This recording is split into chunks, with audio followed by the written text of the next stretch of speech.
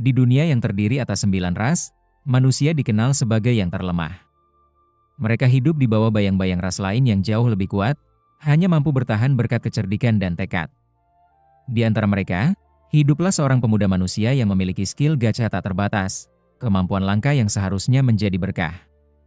Namun sayang, setiap kali ia menggunakannya, yang keluar hanyalah benda-benda tak berguna.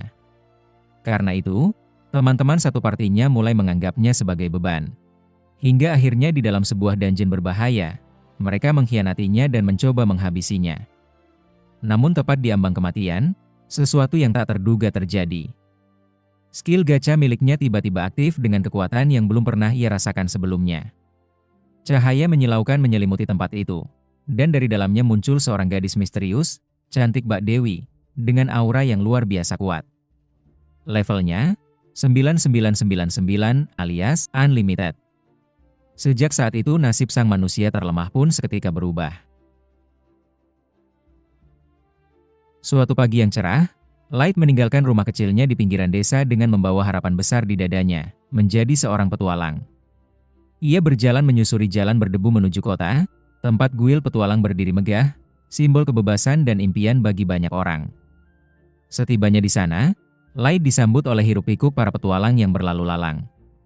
Di balik meja resepsionis, seorang wanita muda tersenyum ramah padanya. Ia membantu Light melewati proses pendaftaran, menjelaskan langkah-langkah dengan sabar.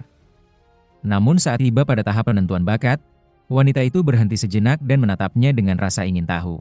"Jadi, kemampuanmu apa?" tanyanya lembut. Dengan semangat yang membara, Light menjawab, "Roda gacha." Wanita itu sempat terdiam, seolah memastikan apakah ia tidak salah dengar. Namun ekspresi serius Light menghapus keraguannya. "Aku bisa memanggil roda itu dan memutarnya kapan saja. Dari sana, aku akan mendapatkan item secara acak," jelas Light, matanya berbinar penuh percaya diri. Dengan sedikit canggung, ia mengangkat tangan dan memanggil kemampuan itu. Seketika, roda berputar di udara, bercahaya, berisik, dan tampak menjanjikan. Namun ketika berhenti, hasilnya sebuah garpu bengkok jatuh ke atas meja. Light terdiam sejenak. "Mungkin hanya kebetulan," katanya, mencoba tersenyum. Ia menekan tombol lagi. Roda kembali berputar, dan kali ini, yang muncul hanyalah sebutir apel serta sepotong roti busuk. Resepsionis itu menatap hasilnya dengan ekspresi sulit dijelaskan antara iba dan bingung. Akhirnya, ia tersenyum sopan. "Sepertinya, kemampuanmu agak unik ya. Tapi dengan skill seperti itu, kau mungkin tidak akan bisa naik dari peringkat F." Light hanya tertawa kecil untuk menutupi rasa malunya. "Kalau begitu, apa masih ada pekerjaan untuk petualang peringkat F seperti aku?" Wanita itu mengangguk dan menunjuk papan pengumuman besar di dinding yang dipenuhi lembaran misi.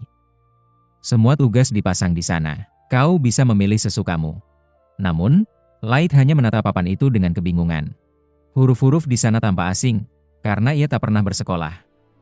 Resepsionis itu, yang tampaknya menyadari kesulitannya, segera mengambil daftar misi di bawah meja. "Kalau begitu, aku bacakan saja. Saat ini, pekerjaan yang cocok untukmu antara lain mengumpulkan kayu bakar, mengangkut tanah, atau membantu menata taman. Tapi, bayarannya kecil sekali, hampir di bawah upah minimum." Alih-alih kecewa, Light justru tersenyum tulus. "Tidak apa-apa, aku akan melakukannya dengan senang hati." Wanita itu menatapnya sejenak, lalu mengangguk pelan. Mungkin, di balik kemampuannya yang dianggap tak berguna, ada sesuatu yang belum terlihat. Hari itu Light bekerja sekuat tenaga. Tubuh kecilnya dipaksa menanggung beban pekerjaan kasar, yang bahkan orang dewasa pun enggan melakukannya. Saat malam tiba, tangannya penuh luka, tapi setidaknya ia berhasil memperoleh cukup uang untuk membayar penginapan murah di pinggir kota. Namun nasib belum selesai mempermainkannya. Dalam perjalanan menuju penginapan, segerombolan biasmen lewat di jalan sempit. Mereka menatap Light seolah melihat sampah di pinggir jalan, lalu salah satu dari mereka menubruknya dengan sengaja. Uang hasil jerih payah seharian jatuh berserakan, dan sebelum sempat dipungut, para biasmen itu sudah mengambil semuanya sambil tertawa puas. Light berlutut di jalan, tangannya gemetar.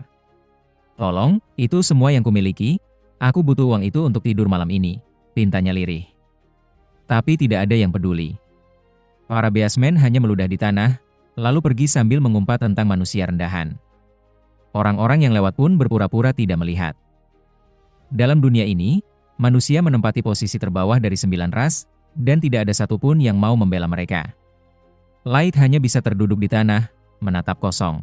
Orang-orang memanggilnya sampah, makhluk tak berguna, dan berjalan pergi tanpa menoleh. Namun di tengah keputusasaan itu, seseorang datang menghampirinya. Sebuah tangan lembut terulur di hadapannya. Light mengangkat wajah dan melihat seorang wanita berambut perak dengan telinga panjang khas ras elf. Ia ragu-ragu, mengira wanita itu akan mempermainkannya seperti yang lain. Tapi tatapan mata elf itu berbeda, jujur, hangat, dan tulus.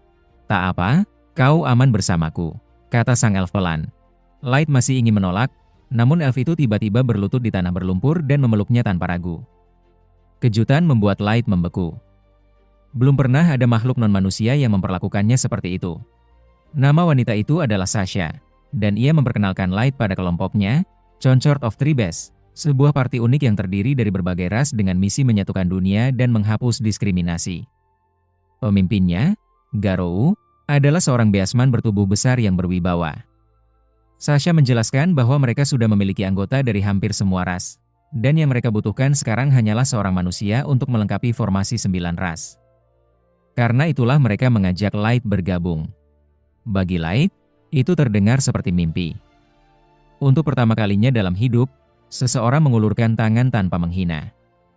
Maka tanpa pikir panjang, ia menerima tawaran itu. Hari-hari berikutnya berjalan cepat. Light mengikuti Conchord dalam setiap misi, meski perannya tidak lebih dari sekadar pembawa barang. Ia tidak punya kekuatan, tak pandai bertarung, dan kemampuan roda gacanya pun dianggap lelucon. Bahkan begitu mereka memasuki Dungeon untuk pertama kalinya, Light hampir mati di mangsa ular raksasa. Beruntung Sasha dan Drago berhasil menyelamatkannya. "Light, kau harus lebih berhati-hati. Ini Dungeon berbahaya. Jangan pernah jauh dari tim," kata Sasha lembut saat merawat luka di lengannya. Light mengangguk malu, dan ketika anggota lain datang menggoda Sasha karena terlalu perhatian padanya, semua tertawa. Dalam hatinya, Light bersyukur. Ia pikir, mungkin inilah arti teman. Namun semua itu hanya topeng. Ketika mereka tiba di jalur sempit Dungeon, Garou berkata, "Kita berhenti di sini." Light mengira mereka akan beristirahat, jadi ia menurunkan tasnya dan menyiapkan air panas untuk teh. Tapi sebelum sempat menuangkannya, Drago menatapnya dingin.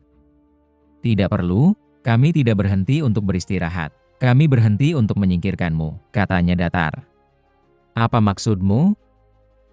Garou tertawa kecil. "Kau benar-benar polos. Semua keramahan itu, semua hanya sandiwara. Kami benci manusia. Kami hanya menahan diri karena para petinggi Conchord ingin menguji kemampuanmu. Tapi skillku tidak berguna." "Itu justru alasan mereka tertarik," kata Sasha, kini dengan ekspresi dingin yang sama sekali berbeda dari sebelumnya. "Skillmu mirip dengan milik seorang maestro. Mereka ingin tahu apakah roda gacha milikmu bisa berevolusi. Tapi karena hasilnya hanya sampah, kau tak berguna lagi." Light membeku, hatinya pun runtuh. Tawa, percakapan, kepedulian, semuanya bohong. Garou menghunus cakar besarnya. Sudah cukup basa-basi. Cakar itu mencakar wajah Light, meninggalkan luka dalam yang membuatnya terjerembab. Ia mencoba berlari, tapi Sasha menembakkan panah ke pahanya. Ia jatuh, berteriak kesakitan, sementara yang lain menertawakannya. "Jangan berlebihan," kata Drago. "Kita harus membuatnya tampak seperti mati diserang monster." Light merangkak, menolak menyerah. Tubuhnya gemetar, darah menetes di lantai batu. Dalam keputusasaan ia terus merangkak, hingga tiba-tiba kakinya menekan sesuatu. Cahaya sihir menyala, dan sebelum siapapun sempat bereaksi, jebakan teleportasi aktif. Dalam sekejap tubuh Light lenyap. Ia terjatuh di lantai keras di tempat lain, yaitu lantai paling dasar dari Dungeon ini. Nafasnya tersengal, tubuhnya penuh luka. Ia tahu jika dirinya hanya menunda kematian, tidak akan ada yang menolong. Dan bahkan jika ia hidup, untuk apa? Semua orang yang ia percaya telah mengkhianatinya. Kenapa? Kenapa harus aku? Namun dunia tak menjawab. Yang ada hanyalah suara berat langkah kaki di belakangnya. Saat menoleh, Light menahan napas. Seekor rob chimera yang merupakan monster level 1000 menatapnya dengan mata seperti bara neraka. Light pun panik, ia tahu tak ada jalan keluar. Dalam ketakutan total, ia memanggil kemampuan gachanya, satu-satunya hal yang ia punya. Roda itu muncul, berputar liar. Ia menekan tombol berulang kali, berharap keajaiban. Dan keajaiban itu akhirnya datang. Cahaya menyilaukan muncul, dan dari pusaran itu, seorang gadis berbusana Mai turun perlahan. Dalam sekejap, ia mengangkat tangannya, dan rok Chimera itu pun hancur menjadi debu. Melihat itu Light seketika membeku. Gadis itu berlutut di depannya, menatap dengan lembut. "Tuan, apakah Anda terluka?" Katanya pelan sambil menyentuh pipinya. Luka Light menutup, rasa sakitnya hilang begitu saja. "Siapa kamu?" "Nama saya Mai," jawabnya. "Saya adalah The Eversaking Maid, dan mulai hari ini, saya akan melayani Tuan Light seumur hidup saya." Light terdiam, ia tak mengerti. Kemampuan gachanya yang selama ini hanya menghasilkan sampah, memanggil seseorang seperti ini? Mai menatapnya serius. "Izinkan saya menilai kemampuan Anda." Begitu ia melakukannya, ekspresinya seketika berubah. "Tuan, kemampuan Anda luar biasa. Skill ini memiliki lapisan proteksi yang kompleks, dan dapat digunakan tanpa batas. Hasil summon tergantung pada kepadatan mana di sekitarnya. Di permukaan, mana tipis, tapi di sini, di kedalaman Dungeon, mana begitu pekat sehingga peluang summon tingkat tinggi meningkat ribuan kali lipat." Light tertegun. Semua yang dianggapnya tak berguna ternyata hanya belum digunakan di tempat yang tepat. Ia menunduk, menggenggam tanah dingin itu. "Aku tidak sengaja ke sini. Mereka menjebakku. Mereka ingin aku mati." Seketika air matanya jatuh. Ia menatap kosong, mengingat tawa para pengkhianat itu. "Aku tidak akan memaafkan mereka." "Tidak akan." Mai menatapnya dengan lembut, lalu memeluknya. "Jika Tuan ingin membalas dendam dengan tangan sendiri, maka saya akan menjadikan Tuan cukup kuat untuk melakukannya." Dalam diam, Light mengepalkan tangan. Di tempat terdalam Dungeon, di antara sisa darah dan debu, sumpah baru lahir, sumpah seorang anak manusia yang dibuang oleh dunia, namun akan kembali untuk menghancurkan semua yang mengkhianatinya. Kemudian, Light kembali menggunakan kemampuan gacha tak terbatasnya, memanggil lebih banyak pelayan kelas atas, agar ia bisa membangun sebuah kerajaan yang akan menjadi markas besar untuk balas dendam besarnya. Kemudian kita melompat 3 tahun ke depan, dan tepat di tengah Dungeon Abyss, Light telah menggunakan kemampuan gachanya untuk membangun sebuah negara utuh, dan mensummon ribuan pasukan pelayan kuat, yang begitu terobsesi kepadanya. Saat ia berjalan di lorong, Mai tampak kesal karena semua maid peri terus-menerus mencoba menarik perhatian Light. Tapi Light tidak melihatnya sebagai masalah, karena itu hanya sebuah tanda pengabdian mereka kepadanya. Kemudian Light pergi ke kota untuk menyapa rakyatnya. Terlihat semua orang di sana benar-benar mencintai dan menghormatinya sebagai pemimpin mereka. Salah seorang pedagang bahkan tidak sungkan untuk mengadu bahwa stok cemilan telah menipis, dan Light berjanji akan mencari cara mendapatkannya lagi. Mai pikir mungkin permasalahannya ada di rantai pasokan, karena populasi kota sekarang jauh lebih ramai daripada 3 tahun lalu. Jadi ia harus menyesuaikan agar memenuhi permintaan yang meningkat. Sementara itu Light bertanya pada Mai, apakah ia tahu apa yang sedang dilakukan para pelayan super elit yang ia panggil. Mai menjawab bahwa mereka sedang menjalankan tugasnya masing-masing. Aoyuki sibuk menjelajahi area sekitar Abyss untuk membuat peta, dan Ellie sibuk meneliti sihir baru untuk membantu Light mencapai tujuannya. Ia bersyukur semua orang bekerja keras membantunya, tetapi Mai tidak menyebutkan apa-apa tentang satu anggota lagi, yaitu Nazuna. Light pun seketika bertanya apa kabarnya belakangan ini. Mai menjelaskan bahwa Nazuna hanya berpatroli di dalam kastil untuk sekarang, tapi itu bukan karena mereka butuh keamanan tambahan. Itu karena dia terlalu bodoh untuk membantu hal yang tidak melibatkan bertarung. Sementara itu di dalam kastil, kita melihat Nazuna berjalan riang melewati koridor tanpa beban, selama ia tidak membuat masalah. Mereka biasanya membiarkannya melakukan apa yang ia mau. Sementara Light, kini tiba waktu latihan hariannya. Jadi, ia pergi bertemu salah satu summon elitnya yang bernama Jack. Meskipun ia memiliki banyak bawahan kuat yang melindunginya, ia tetap ingin cukup kuat untuk bertarung sendiri. Jadi ia sering pergi berlatih sparring dengan Jack.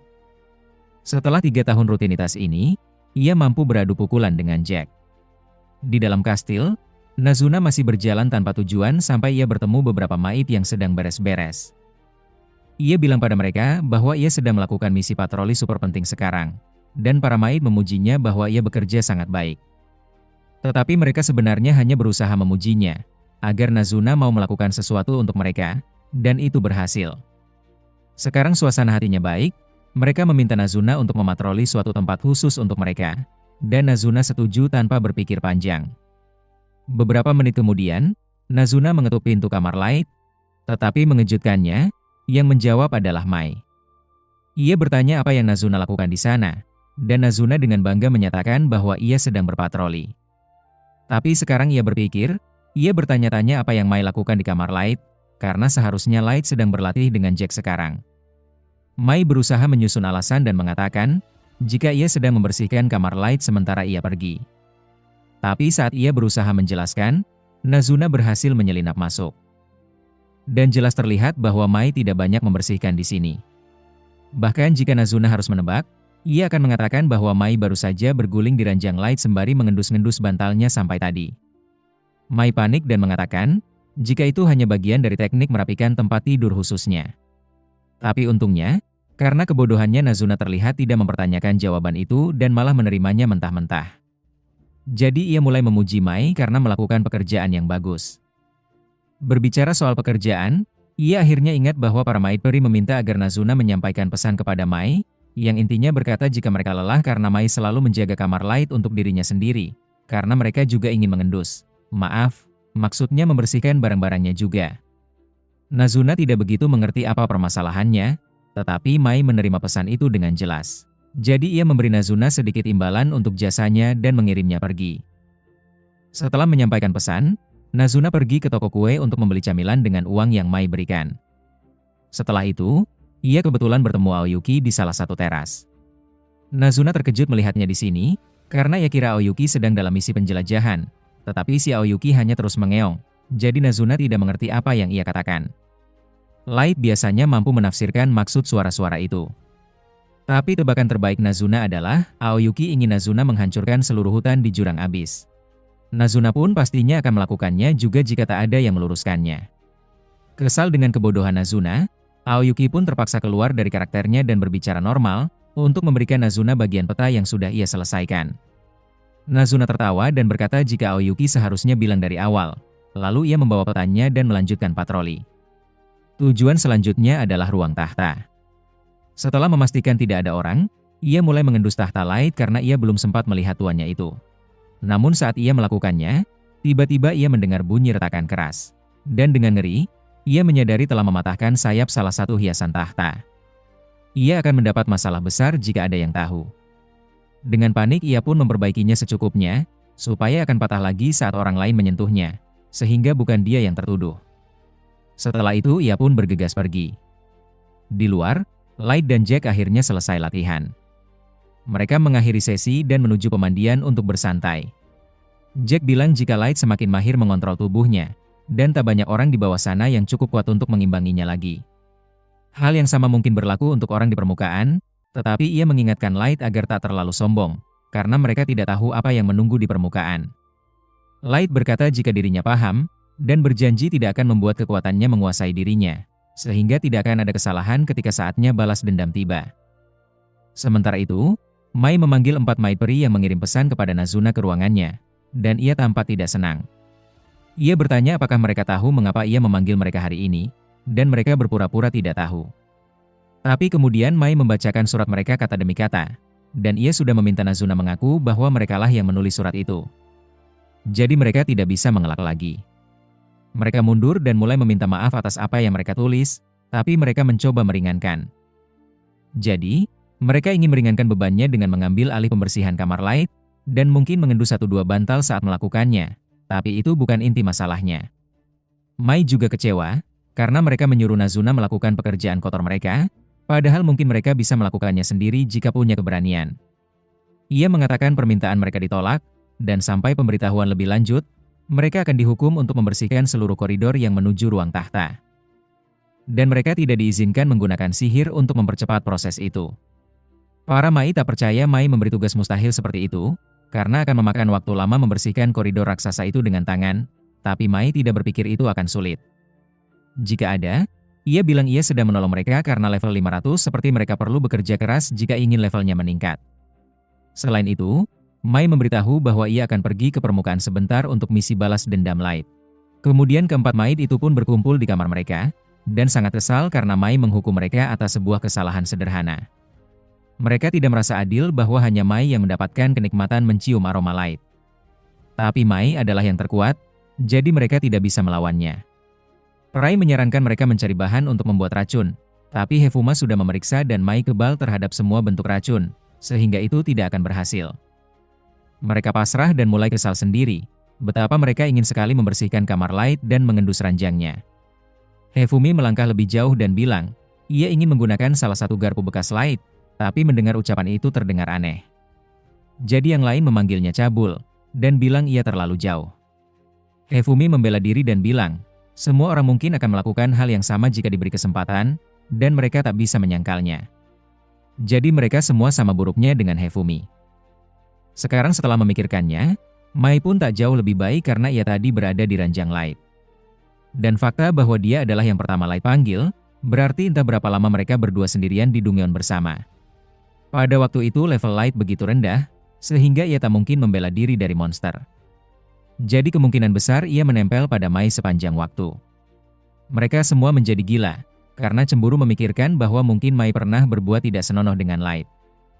Hefumi mendapat gagasan cerah untuk mengubah energi cemburu mereka menjadi kutukan.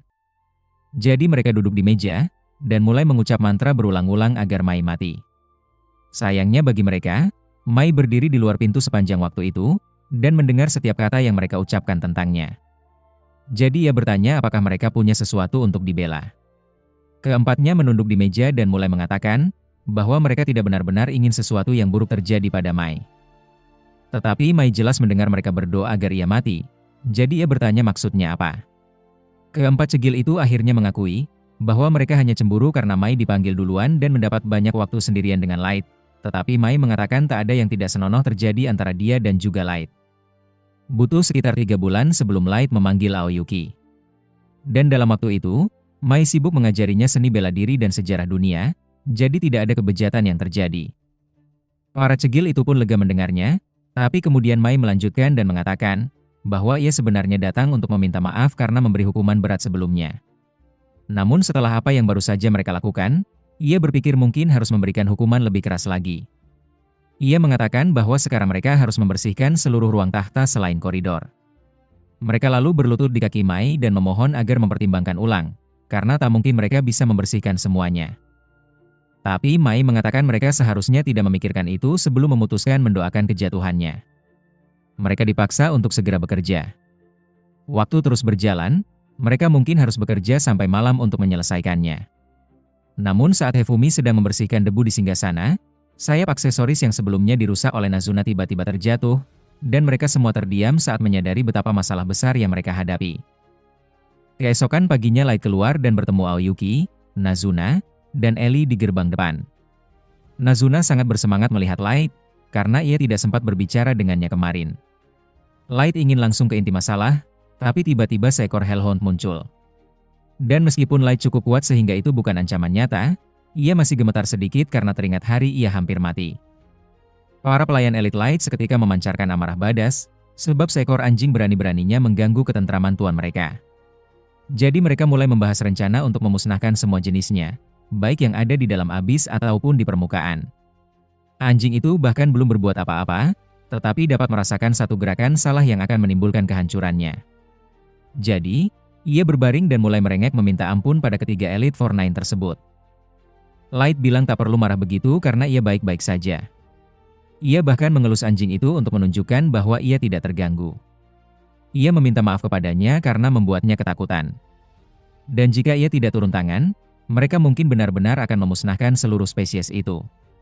Mereka bertanya pada Light apakah ada alasan ia memanggil mereka untuk bertemu di sini. Light lalu berbalik dan berkata pada mereka bahwa saatnya naik ke permukaan karena hari ini rencana balas dendam akan dimulai. Setelah 3 tahun berlalu, Garo sang manusia binatang kini menjadi kandidat penguasa kota berikutnya. Dia diagung-agungkan oleh rakyatnya. Dengan posisinya itu, dia semakin angkuh dan sombong. Saat bertemu dengan seorang anak laki-laki manusia yang sedang mengais-ngais sampah, dia memperlakukannya seolah-olah dia bukan apa-apa, menendang anak itu dan meludahi wajahnya. Dia menyuruhnya minggir dan memanggilnya ulat busuk. Kemudian setelah itu, dia memasuki bar untuk minum bersama teman-temannya.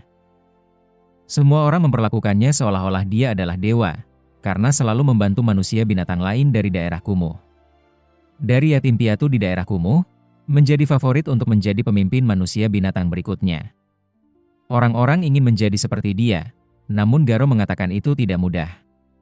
Seseorang harus menggunakan naluri manusia binatang untuk menjadi lebih kuat.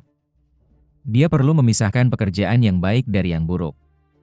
Salah seorang teman kemudian bertanya tentang pekerjaan 3 tahun lalu yang mengubahnya menjadi seperti sekarang.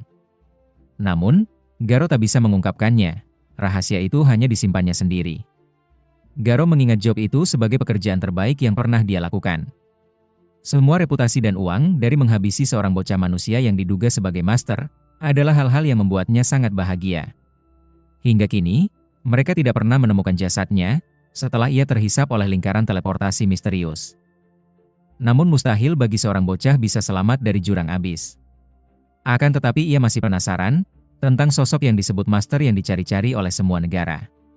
Di lubuk hatinya ia bertanya-tanya, apakah lebih baik menyelidikinya?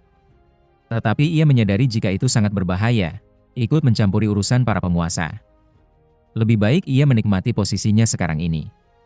Tak lama kemudian, ia memesan lebih banyak minuman, tetapi Mei yang menyamar menjadi seorang gadis biasa, mendatangi Garo untuk meminta bantuan.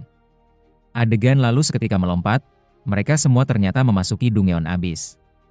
Namun, kita diperlihatkan sedikit kilas balik tentang apa yang terjadi ketika ia tiba di bar. Mei memperkenalkan dirinya dan bertanya, apakah dia Garo, mantan anggota Concord of Tribes. Bawahan pria itu meminta Mei untuk tidak berbicara seperti itu kepada majikan mereka. Namun Garo meminta mereka untuk diam, dan bertanya apa yang membawa Mei ke tempat itu. Gadis itu lalu memperkenalkan diri, jika dirinya adalah seorang pelayan yang bersumpah setia sepenuhnya kepada Tuan Light. Mei telah lama mencari keberadaan tuannya. Dalam benak pria itu, ia bertanya-tanya apakah Mei mengetahui sesuatu yang tidak mereka ketahui. Mei menjelaskan bahwa Light adalah seorang bangsawan. Garo mulai tertawa heran, tidak mungkin bocah seperti Light bisa menjadi bangsawan.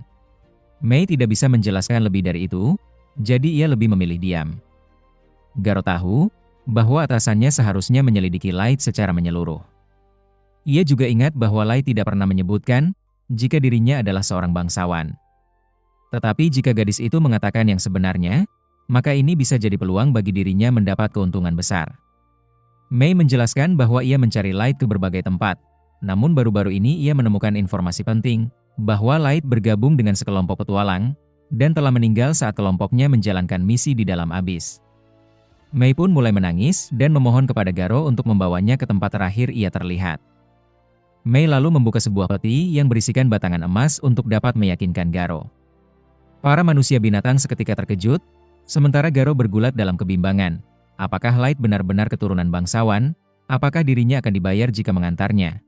Apakah ini perangkap?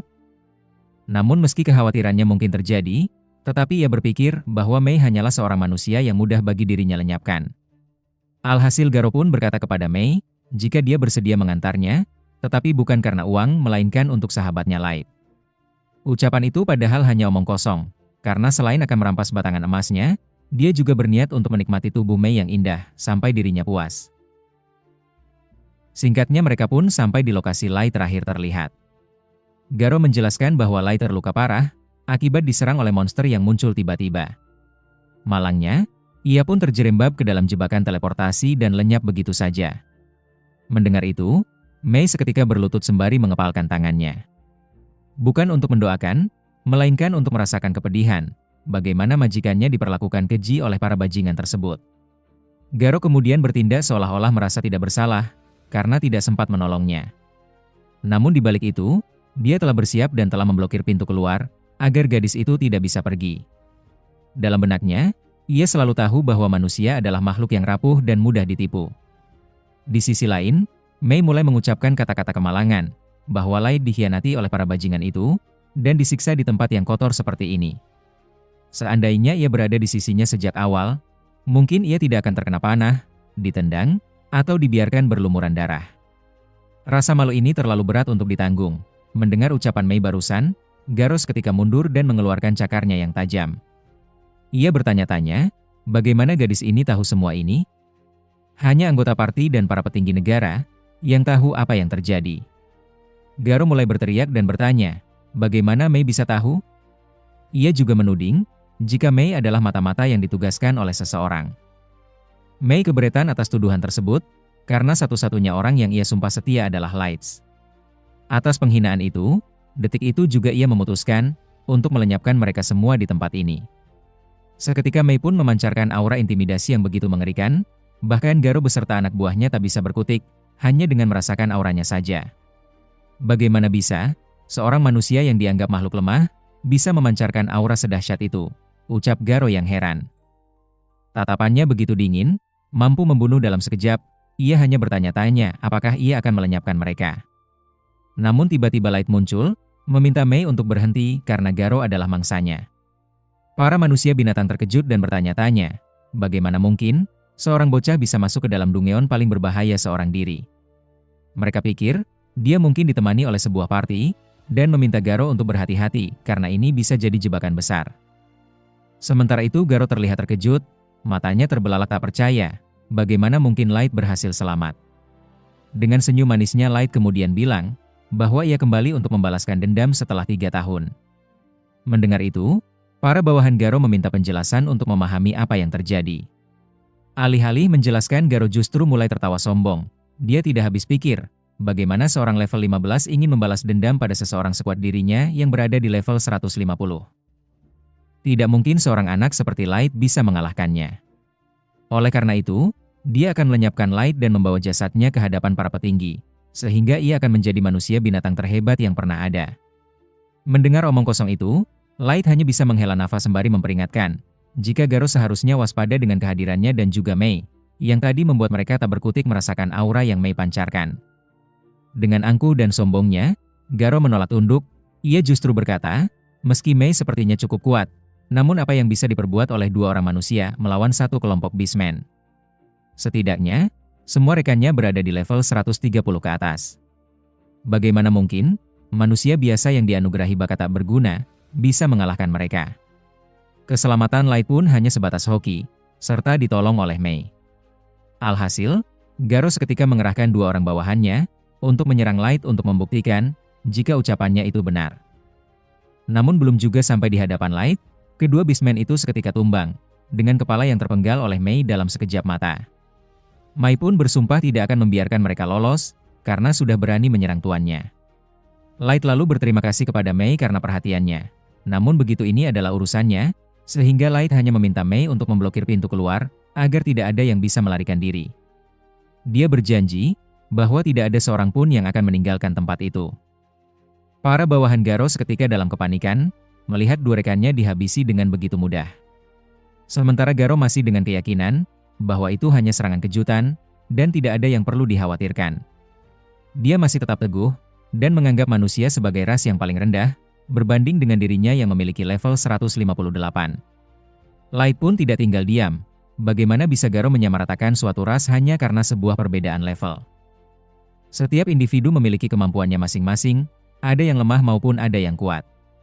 Sehingga sudah jelas, di dunia ini masih terjadi diskriminasi yang memang diciptakan demi sebuah kepentingan. Dan manusialah yang menjadi objek diskriminasi tersebut. Garo tidak gentar dengan ucapan Light, meskipun 2 bawahannya telah tumbang. Ia justru malah menuduh Light menggunakan alat sihir atau semacamnya untuk menghabisi rekan-rekannya. Tanpa pikir panjang, Garo beserta semua bawahannya langsung menyerang Light. Namun dengan mudah, Light menumbangkan mereka semua hanya dengan tongkatnya. Light bertanya, apakah hanya itu yang bisa mereka buat? Sembari memegangi perutnya, Garo yang tak terima diremehkan seketika emosi, dan mengeluarkan sebuah bola sihir yang kemudian ia sebut sebagai kartu as. Segera setelah itu, dari dalamnya muncul seekor monster level 500, yang ia sebut sebagai Magic Fenrir untuk mengalahkan Light. Garo yang kesal, lalu memerintahkan monsternya untuk menyerang. Seketika, monster itu pun melepaskan serangan dahsyat dari mulutnya, dan langsung menghantam tubuh Light. Dengan pede Garo sesumbar, bagaimana mungkin Light selamat dari serangan seperti itu? Namun sesaat kemudian, ia terdiam membisu, karena serangan itu ternyata dengan mudah ditangkis oleh Light. Bahkan sembari menyeka bajunya, Light sesumbar, jika nama jurusnya saja yang keren, tapi efek yang dihasilkan cuma debu. Garo benar-benar tidak habis pikir, bahkan setelah mengeluarkan kartu as yang ia anggap mustahil untuk dia kalahkan pun, Light masih baik-baik saja. Dia seketika bertanya-tanya sendiri, sekuat apakah Light? Light berkata jika sekarang gilirannya untuk menyerang. Ia akan menunjukkan, jika Fenrir sesungguhnya, seharusnya seperti yang ia panggil ini. Seketika dia mengeluarkan sebuah kartu ultra rare dari dalam skill gacanya. Dan keluarlah sesosok makhluk dewa, dengan tubuh yang berkilau berlevel 9000. Setelah memanggil monster itu, semua orang menjadi terkejut. Sementara sang dewa Fenrir menghembuskan sedikit nafasnya ke arah monster panggilan Garo yang seketika dia membeku dan hancur lebur. Garo putus asa, tak mampu memahami bagaimana sihir seperti ini menghancurkan Fenrir level 500 miliknya dalam sekejap. Melihat Garo yang putus asa, Light pun memutuskan untuk mengungkapkan level miliknya. Dan seketika, mereka semua terkejut saat mengetahui kekuatan mengerikan seorang bocah manusia yang dahulu mereka anggap sampah itu. Ini benar-benar tidak masuk akal, sebab yang mereka tahu, jika batas maksimum seorang manusia hanya sampai level 100. Bahkan petualang terkuat pun mungkin tidak sampai level 1000. Yang tidak habis pikir lagi, Light seperti tidak bertambah tua, bahkan sama seperti 3 tahun lalu. Light pun mengungkap satu rahasianya lagi kepada Garo. Alasan mengapa tubuhnya tidak menua bahkan masih seperti seorang bocah, adalah karena gelang keabadian yang ia pakai ini. Bukan tanpa alasan mengapa dia melakukan ini, melainkan karena ia tidak ingin melupakan keputusasaan, kesedihan, dan kemarahan di hari ketika mereka mencoba melenyapkannya. Dalam benak Garo, ia bertanya-tanya apakah orang ini benar-benar Light. Ia tahu bahwa tak ada yang bisa ia lakukan, selain menerima kematian yang merupakan takdirnya. Sehingga tersadar, jika nyawanya ingin diampuni, maka ia harus mulai dengan meminta maaf. Semua yang ia lakukan adalah atas perintah para petinggi negara. Garo pun mulai melontarkan kata-kata manis untuk meyakinkan Light agar tidak membunuhnya. Sementara bawahan Garo sendiri mengumpat bahwa dia adalah seorang pengecut. Tetapi Garo menghiraukannya demi nyawanya selamat. Light kemudian melontarkan beberapa pertanyaan perihal sosok yang disebut Master. Lalu mengapa semua negara mencarinya, dan kenapa ia ingin dibunuh, hanya karena dia dianggap bukan Master. Garo yang hanya menuruti perintah tidak bisa menjawab alasannya, di mana semua pertanyaan itu hanya bisa dijawab oleh para penguasa negara-negara besar. Para bawahan Garo mulai mengangkat tangan satu persatu. Mereka seolah-olah tahu, tetapi Mei mencincang mereka dengan benang sihir miliknya, karena berani membohongi Light. Garo terkejut dan semakin putus asa, kemudian Light melontarkan pertanyaan lain kepada Garo. Dengan levelnya yang sekarang, apakah ia bisa menang jika berperang melawan semua negara yang ada di permukaan? Dan Garo pun harus menjawab jujur. Karena jika sampai dia berbohong, maka Mei dengan mata penghakimannya yang bisa mendeteksi kebohongan, akan mengeksekusi mati Garo saat itu juga. Mendengar pertanyaan dan ancaman itu, Garo pun mulai gemetar bahkan sampai terkencing-kencing saking takutnya. Dengan jujur ia pun berpendapat, jika Light memang memiliki kekuatan di luar nalar, dan bisa unggul untuk sementara waktu. Namun jika harus menghadapi semua negara, ia sedikit ragu, apakah Light bisa bertahan hanya dengan ditemani oleh seorang pelayan. Sebab semua negara memiliki semua sumber daya baik pasukan, senjata, ataupun alat magis yang bisa digunakan di dalam pertempuran. Setinggi apapun level Light, ia tetaplah manusia yang memiliki keterbatasan jika harus menghadapi seluruh negara. Mendengar pendapat Garo tersebut, Light pun mengerti jika sekuat apapun dirinya, ia tidak bisa melakukannya sendirian. Maka dari itu, untuk memastikan pertanyaan selanjutnya ia ingin agar Garo mengikutinya. Light kemudian mengeluarkan kartu teleportasi, yang mengirim mereka semua kembali ke kerajaan. Sesampainya di sana, saat membuka mata Garo terkejut bukan main, melihat banyaknya pasukan dari berbagai jenis makhluk dengan level di luar nalar.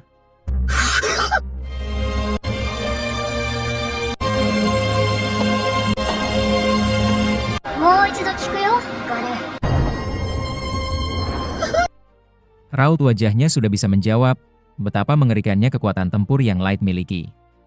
Light kembali bertanya kepada Garo, dengan kekuatan tempur yang dimilikinya saat ini, apakah dia bisa mengalahkan semua negara di atas permukaan sana? Bukannya menjawab, Garo justru semakin terjerembab dalam jurang keputusasaan, melihat betapa mengerikannya situasi yang ia alami ini. Seketika Garo menyadari, jika ia adalah orang pertama yang menyaksikan lahirnya seorang dewa. Kemudian kita diperlihatkan momen pada 5 bulan yang lalu. Setelah 2,5 tahun berada di dalam Abyss untuk membangun kekuatan, Light akhirnya kembali ke permukaan. Ia memutuskan untuk mengunjungi kampung halamannya dengan harapan untuk menunjukkan kepada keluarganya bahwa sekarang ia telah cukup kuat untuk melindungi mereka.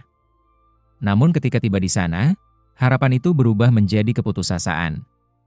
Desa yang dahulu penuh dengan kenangan indah, kini berubah menjadi puing tanpa adanya tanda-tanda kehidupan. Light berlari dengan mata terbelalak, seakan menolak kenyataan di depan matanya.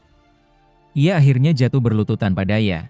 Mei dan yang lainnya menenangkannya, berjanji bahwa mereka akan membalas apapun yang telah dilakukan kepada desa tersebut. Satu-satunya harapan Light hanyalah fakta, bahwa jasad kedua saudaranya tidak ditemukan di antara para korban termasuk kedua orang tuanya. Ia membayangkan bahwa mungkin mereka berhasil melarikan diri, dan sedang bersembunyi di suatu tempat di negeri ini. 5 bulan telah berlalu. Light kembali ke desa itu, kali ini dengan kondisi mental yang lebih stabil. Ia ditemani seorang kesatria berzirah emas bernama Gold, dan seorang gadis berambut putih bernama Nemumu. Gold adalah seorang tank, sementara Nemumu seorang pembunuh bayangan alias assassin. Keduanya memiliki level yang sama tinggi, yakni level 5000. Pemandangan desa yang hancur kembali mengguncang hati Light, namun ia berusaha untuk tetap tegar.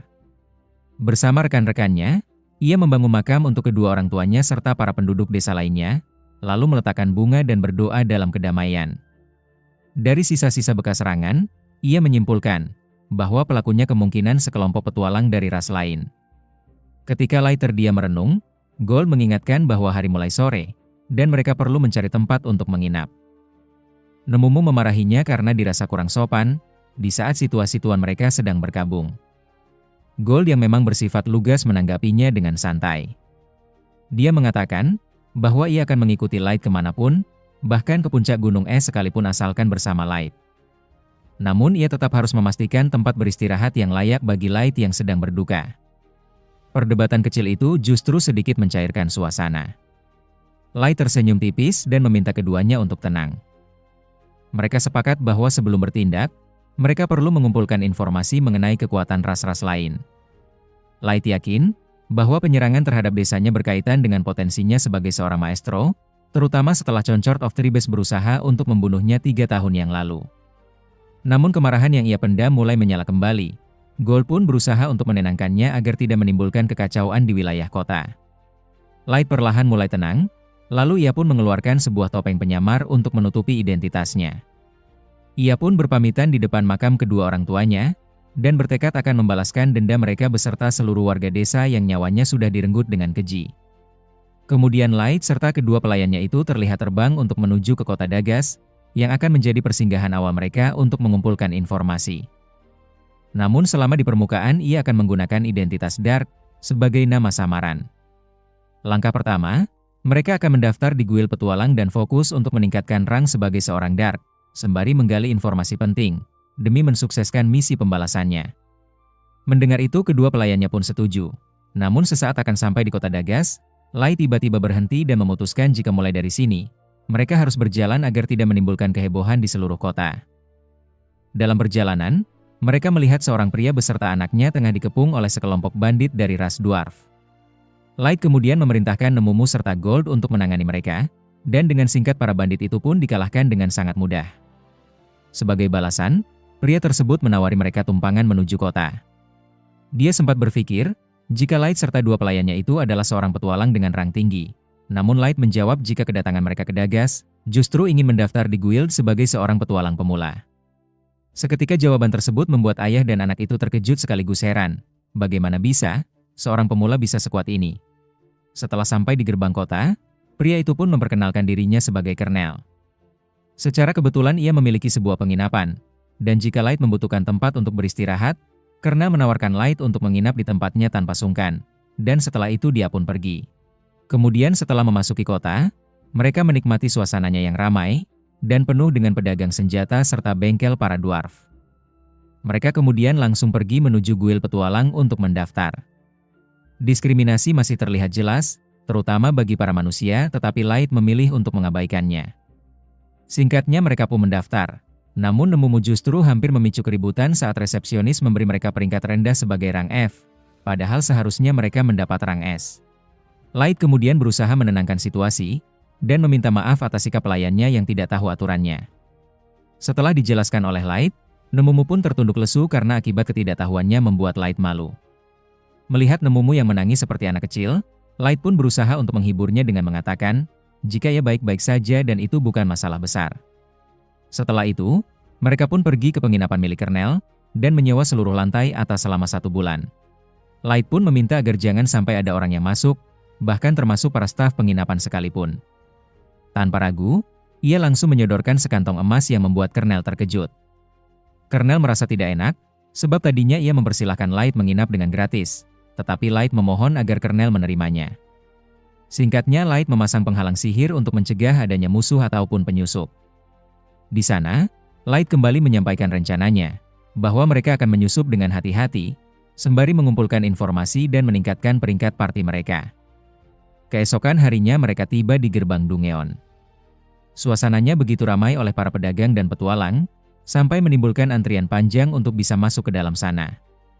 Namun baru saja memulai langkahnya sebagai Dark, penampilan parti mereka yang mencolok sudah menarik perhatian orang-orang.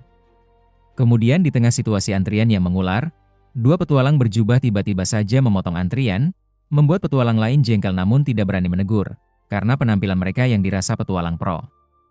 Tanpa pikir panjang, Light maju dan menegur petualang berjubah tersebut. Meski salah seorang dari mereka sempat ingin menyerang Light, tapi untungnya dicegah oleh temannya dan kembali ke belakang antrian. Seketika para petualang lain pun kagum dengan keberanian Light, karena mereka sendiri dengan jujur merasa kesal, tetapi tidak berani menegurnya. Kemudian seorang petualang bernama Kimura sontak nyeletuk menanyakan, apakah zirah yang dipakai Gold itu adalah emas asli? Anggota satu partinya seketika terkejut dengan pertanyaan Kimura yang dianggap tidak sopan. Tetapi Gold menanggapinya dengan santai, bahwa tidak penting apakah ini asli atau bukan, karena yang terpenting adalah makna atau filosofi di baliknya. Zirah emas ini melambangkan sebuah pengabdian mulia yang menjadi prinsipnya, selain karena memang keren dan juga gagah. Ketua anggota parti yang bernama Rio kemudian menanyakan, apakah Dark, alias Light pertama kali memasuki Dungeon ini? Sekejap Light heran, padahal mereka baru pertama bertemu, tapi kenapa dia bisa tahu jika ini pertama kalinya mereka masuk ke sana? Rio kemudian menjelaskan, jika setiap strata di Dungeon ini lebih luas dibandingkan Dungeon lain, sehingga para petualang sering membawa perbekalan, karena waktu yang dibutuhkan untuk menyelesaikan satu lantai saja, terkadang memakan lebih dari 1 hari. Sehingga ketika ia melihat party Light tidak membawa barang bawaan, ia spontan berpikir jika mereka adalah pemula, tanpa bermaksud untuk merendahkan. Meski ini sebuah informasi yang sepele, Light merasa berterima kasih kepada Rio, karena ini juga bisa ia jadikan sebagai acuan. Singkat cerita mereka pun memasuki Dungeon tersebut. Melihat kondisi lingkungannya, Nemumu pun merasa jika Dungeon ini memiliki skala yang begitu luas dan tipe beragam dibanding dengan Dungeon lainnya. Sehingga tidak heran, jika para petualang membawa perbekalan untuk hanya menyelesaikan satu lantai sekalipun. Light merasa jika mereka harus menganalisis inti Dungeon terlebih dahulu, untuk bisa mengungkap misteri di baliknya. Semakin dalam strata sebuah Dungeon, maka semakin kuat juga mana sihir yang bisa dihasilkan untuk menciptakan benda-benda, monster, serta lingkungan yang beragam bentuk, seperti halnya Light menciptakan kerajaan di dalam abis. Untuk mempersingkat waktu, Light kemudian menggunakan sihir kamuflase dan terbang cepat, agar dapat menjelajah tanpa diketahui. Sementara itu, salah satu pria berjubah yang tadi menyerobot antrian yang diketahui dia adalah seorang elf bernama Kaito, terlihat marah karena merasa direndahkan oleh Light. Ia melepaskan amarahnya dan mengamuk, dengan menghabisi para monster di dalam hutan. Dia pun bertekad, akan melampaui batas level 1500 yang menahannya. Di sisi lain, Light serta partinya telah menyelesaikan lantai ketiga Dungeon tanpa halangan berarti. Mereka pun memutuskan untuk kembali ke permukaan, dengan membawa hasil lotingan sebagai bukti laporan kepada petugas gerbang. Namun di tengah perjalanan, mereka melihat parti Rio yang sedang dikepung oleh segerombolan goblin. Light hanya mengamati dari atas, untuk melihat bagaimana kemampuan bertarung parti muda tersebut. Mereka ternyata berhasil mengalahkan para goblin, tetapi Light tiba-tiba turun tangan untuk mencegah seekor ular berbisa yang hendak mematuk Rio. Ular itu memang tidak mematikan, Tetapi setidaknya dia dapat melumpuhkan tubuh mangsanya jika terkena bisanya. Light kemudian memberikan masukan pada parti muda tersebut, agar menjaga formasi mereka karena musuh bisa datang dari arah manapun. Namun di tengah keheningan, Light serta dua pelayannya merasakan adanya musuh kuat yang datang. Dan benar saja, segerombolan Great Bush Wolf muncul dari dalam hutan, yang membuat Ryo berpikir jika mereka tidak akan bisa melawannya. Namun Light menyuruh mereka untuk diam di tempat, sebab serigala itu tidak akan menyerang. Karena yang membuat mereka berlari ketakutan adalah sesosok monster mengerikan yang bergerak dengan cepat dari dalam hutan ini. Dan sosok monster itu adalah Foreshadow Mantis, yang merupakan monster level 500 yang ditakuti oleh para petualang. Ryo langsung panik dan menjelaskan bahwa monster tersebut merupakan makhluk yang sangat langka. Biasanya, ia hanya muncul sekali setiap 30 tahun. Bahkan, menurut catatan, monster itu seharusnya telah dibasmi 10 tahun yang lalu. Karena itu, ia bingung mengapa monster tersebut dapat muncul kembali. Ryo menambahkan bahwa level monster itu mencapai 500, sehingga ia menyarankan agar mereka segera melarikan diri bersama-sama. Namun Light justru bertanya, jika semua orang kabur, bukankah itu berarti hanya parti mereka yang berkesempatan mengalahkannya? Ryo tetap memaksa mereka untuk pergi, tetapi Light bersikeras bahwa mereka mampu menghadapi makhluk tersebut. Ghoul maju dan mulai menyerang, tetapi seluruh tebasannya berhasil ditahan oleh Mantis tanpa menimbulkan luka sedikit pun. Light kemudian mencoba meluncurkan panah api, namun serangan itu juga tidak memberikan hasil. Ryo semakin panik dan menjelaskan bahwa sabit monster itu memiliki ketahanan sihir yang tinggi, sekaligus sangat tajam. Ia lalu meminta Mia untuk membantu menggunakan sihirnya. Namun, Mia justru terkejut sendiri. Menurutnya, apa yang baru saja dilakukan Light tidak masuk akal. Menggunakan sihir serangan tanpa merapalkan mantra dianggap mustahil, khususnya bagi manusia yang dikenal sebagai ras paling lemah dalam hal sihir. Mendengar pernyataan itu, anggota kelompok yang lain hanya terdiam bingung, karena mereka tidak memahami detail mengenai sihir. Sambil tersenyum, Ghoul meminta mereka memperhatikan dengan saksama bagaimana seorang kesatria bertarung, bertahan dengan perisai dan menyerang dengan pedang. Ketika Mantis itu menyerang, Ghoul menangkis menggunakan perisainya dan berhasil mematahkan salah satu sabit monster tersebut.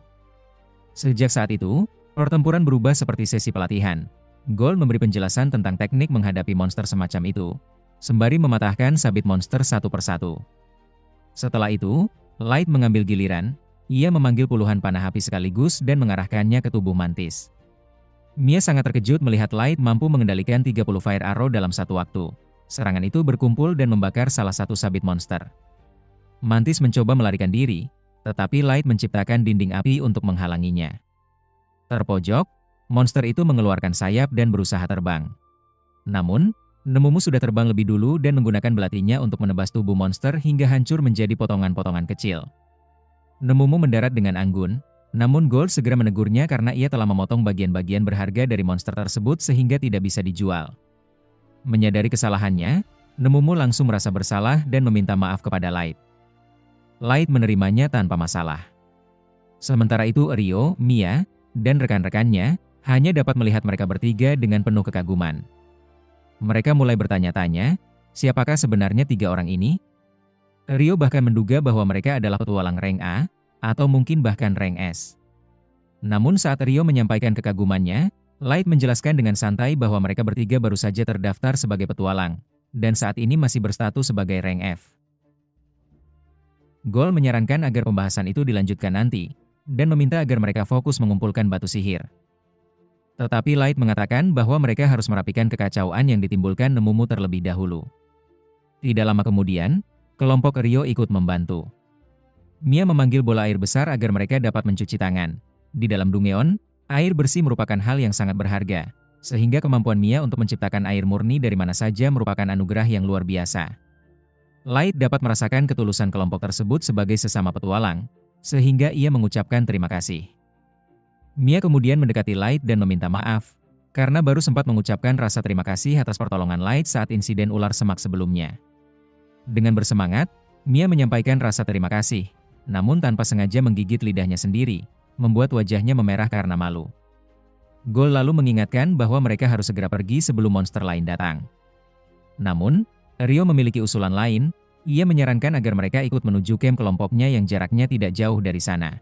Karena matahari sudah mulai terbenam, Ryo menjelaskan bahwa berjalan di dalam Dungeon pada malam hari sangat berbahaya. Ia juga mengatakan bahwa ia ingin membalas kebaikan Light dan rekan-rekannya. Selain itu, Mia memiliki beberapa pertanyaan mengenai pengendalian sihir yang hanya dapat dijawab oleh Light. Akhirnya, Light setuju, dan mereka bertiga mengikuti kelompok Rio menuju camp untuk makan malam dan beristirahat. Setelah makan dan beristirahat sejenak, barulah Mia mengetahui bahwa orang tua Light dahulu merupakan penyihir. Ia mulai menduga bahwa hal itulah yang membuat Light memiliki kemampuan luar biasa. Namun Light membalas bahwa Mia juga sangat hebat untuk seusianya. Mia merasa pujian itu terlalu berlebihan, sebab ia merasa belum mampu menggunakan sihir taktis tanpa mantra seperti Light. Saat sedang makan, Rio yang sedang mengunyah pelan bertanya pada Mia mengenai perbedaan jenis-jenis sihir. Mia langsung menjelaskan dengan antusias bahwa sihir dibagi menjadi 3, sihir tempur, sihir taktis, dan sihir strategi. Sihir tempur digunakan dalam pertarungan jarak pendek, seperti panah api. Sihir taktis memiliki cakupan lebih luas, contohnya seperti dinding api yang Light ciptakan. Sihir strategi merupakan sihir berskala besar, seperti meteor, tsunami, atau gempa sihir yang biasanya membutuhkan banyak penyihir untuk mengumpulkan kekuatan secara bersama-sama. Mampu menggunakan sihir taktis saja sudah merupakan bukti bahwa seseorang adalah penyihir kelas 1. Ras seperti Dragonaut, Dark Elf, dan Demon mampu melakukannya dengan mudah. Namun bagi manusia, hal itu adalah hambatan besar yang jarang bisa dilampaui. Mia mengaku merasa kagum sekaligus iri karena Light dapat melakukannya dengan mudah, bahkan lebih jauh lagi, tanpa merapalkan mantra. Ia percaya bahwa mereka sedang menyaksikan sejarah baru yang tercipta tepat di depan mata mereka. Nemumu berdiri sambil tertawa puas dan mengatakan bahwa Mia memiliki kepekaan yang baik karena mampu menghargai kekuatan Light. Gold langsung menanggapinya dengan kalimat mengejek, dan perdebatan kecil pun terjadi hingga suasana menjadi ramai. Light dan Rio sampai saling meminta maaf satu sama lain karena keributan itu. Rio kemudian menjelaskan bahwa Mia sebenarnya sangat berbakat, sampai-sampai ia menerima rekomendasi dari Principality untuk masuk ke akademi sihir mereka. Light tertarik dan menanyakan apa itu Principality. Rio menjelaskan bahwa Principality adalah negara gabungan dari 9 ras, dan akademi sihir mereka dianggap sebagai tempat terbaik bagi siapapun yang ingin mempelajari sihir. Gold bertanya mengapa Mia belum bersekolah di sana. Rio menjelaskan bahwa kedua orang tua mereka sudah meninggal dan mereka tidak memiliki cukup penghasilan untuk biaya pendidikan maupun kebutuhan hidup. Karena itulah, mereka kembali bekerja sama dengan teman masa kecil mereka, Kimura dan Wardi, untuk menjadi petualang dan mengumpulkan uang agar suatu hari Mia dapat bersekolah. Namun Mia justru berkata bahwa ia sudah senang bisa tetap bersama mereka seperti sekarang. Ia memohon agar Rio tidak melakukan tindakan berbahaya hanya demi dirinya. Rio mengangguk dan berjanji akan menjaga dirinya. Melihat kedekatan dan ketulusan parti muda itu, Light tiba-tiba teringat pada adiknya sendiri. Ia berkata bahwa Mia pasti akan mencapai tujuannya. Namun Mia mengira Light hanya berusaha menghiburnya. Light menjelaskan bahwa ia benar-benar percaya akan hal itu, karena manusia yang memiliki bakat sihir saja sudah jarang, dan Mia memiliki talenta alami. Light menambahkan bahwa dirinya hanya dapat menggunakan sihir karena keberuntungan kartu gacha bukan bakat murni seperti Mia. Mia tersenyum dan mengucapkan terima kasih atas kata-katanya. Rio kemudian bertanya alasan Light menjadi petualang. Light menjawab dengan kisah yang ia karang. Ia mengatakan bahwa orang tuanya meninggal dalam kebakaran dan ia mengalami luka bakar parah. Karena itu, ia menjadi petualang untuk mencari ramuan yang dapat menyembuhkan lukanya. Nemumu ikut menambahkan cerita bahwa luka bakar Light sangat serius. Di tengah suasana yang semula haru, Kimura tiba-tiba bertanya apakah Gold dan Nemumu sebenarnya berpacaran. Nemumu langsung tersinggung dan membantah keras, mengatakan bahwa ia tidak mungkin menyukai pria dengan selera buruk seperti Gold. Gold membalas dengan santai bahwa ia juga tidak tertarik pada gadis yang berpostur dada rata seperti Nemumu. Suasana yang tegang berubah menjadi riuh penuh kehebohan. Gold menyatakan bahwa ia lebih menyukai wanita dewasa yang sepadan dengan tubuh kekarnya. Kimura kemudian bertanya, apakah ia memiliki kesempatan untuk mendekati Nemumu, namun langsung ditolak mentah-mentah. Nemumu dengan tegas mengatakan bahwa satu-satunya orang yang ia sukai adalah Light. Mia hanya bisa terdiam, memikirkan kisah-kisah cinta beda usia seperti dalam drama yang pernah ia dengar. Percakapan di antara mereka mengalir santai, diselingi tawa, hingga akhirnya mereka memutuskan untuk tidur dan beristirahat untuk hari berikutnya. Sementara itu, di lantai 3 Dungeon, Kaito dan Yanaku masih sibuk mengumpulkan material dari para troll. Kaito mulai tampak kesal dan bertanya berapa lama lagi mereka harus berada di sana. Yanaku menjawab bahwa penelitiannya mengenai cara menembus batasan ras sudah hampir mencapai kesimpulan. Target eksperimen selanjutnya adalah manusia. Sudah 2 minggu sejak Light dan timnya masuk ke Dungeon. Kini saatnya mereka kembali ke permukaan. Jalan menuju gerbang Dungeon penuh sesak, sehingga perjalanan naik memakan waktu. Banyak orang mulai mengenali Light dan kelompoknya. Julukan The Dark Clone Emas, atau yang diterjemahkan sebagai kelompok topeng hitam telah menyebar. Konon mereka berhasil mengalahkan Forsyth Mantis hanya dengan bertiga saja. Nemumu terperanjat mendengar hal tersebut, sementara Light justru tampak senang karena mereka mulai menjadi pusat perhatian. Rio dan kelompoknya muncul untuk menyapa setelah sekian lama tidak bertemu. Mereka membawa hadiah berupa ramuan obat untuk menyembuhkan luka bakar Light yang mereka yakini sangat parah. Light terdiam sejenak sebelum mengucapkan terima kasih. Sebagai balasan, Light memberikan Mia sebuah gelang khusus yang bisa mewujudkan keajaiban kecil jika dipakai sambil menyampaikan harapan dengan tulus. Mia menerimanya dengan senyum cerah dan mengucapkan terima kasih. Setelah kembali masuk ke Dungeon, mereka langsung menuju lantai berikutnya. Di tengah perjalanan, Nemumu bertanya mengenai gelang itu. Mengapa Light memberikan barang seistimewa itu hanya sebagai balasan ramuan sederhana? Light menjawab bahwa itu memang bukan barter yang seimbang, tetapi ia memberikannya karena ia menghargai perhatian dan ketulusan Mia. Sesampainya di lantai 5 yang dipenuhi salju, Light memberi tugas kepada Gold dan Nemumu untuk menangani para Yeti di sana. Sementara itu, ia sendiri akan kembali ke Abyss. Light mengeluarkan sebuah kartu dan melakukan teleportasi. Lantai 5 cukup luas, sehingga teleport di sana aman dilakukan. Setibanya di Abyss, Light disambut hangat oleh para penghuni yang merindukannya. Mei menyajikan teh, dan Light menceritakan perjalanan mereka, termasuk pertemuan dengan Rio dan Mia. Mei merasa senang mendengarnya. Eri kemudian datang melapor bahwa rencana balas dendam terhadap Sasha hampir siap, tinggal menunggu 10 hari sampai waktunya tiba. Light memuji kinerjanya dan meminta agar persiapan dilanjutkan. Mei melanjutkan tugas mengurus Abyss, sementara Aoyuki menjaga hutan. Nazuna masuk dengan penuh semangat meminta tugas baru, tetapi Light masih ragu karena sifatnya yang impulsif. Akhirnya, ia hanya diberi tugas menjaga Abyss dari ancaman musuh kuat. Nazuna menerimanya dengan semangat berlebihan dan menyuruh Eri segera menyelesaikan semua persiapan. Eri hanya menghela napas, lalu pergi bersama Nazuna. Light kembali duduk menikmati tehnya. Di matanya tampak semangat dan kepuasan, saat ia membayangkan ekspresi Sasha kelak saat tenggelam dalam keputusasaan. Di lantai 3 Dungeon Dagas, 2 petualang bernama Gilbert dan Subalan duduk dekat api unggun sambil berbincang. Subalan bertanya mengenai kelompok topeng hitam, tetapi Gilbert tidak tahu. Subalan menjelaskan bahwa kelompok itu diyakini telah mencapai lantai 5 dalam beberapa hari dan mengalahkan Forsyth Mantis hanya bertiga, bahkan menggunakan sihir taktis tanpa mantra. Gilbert meragukan cerita tersebut, tetapi Subalan yakin karena menurutnya, banyak saksi yang menguatkannya. Mungkin ini pertanda bahwa manusia mulai dihormati, ujar Subalan sembari berdiri untuk pergi ke belakang. Namun ketika kembali, ia justru melihat pemandangan mengerikan.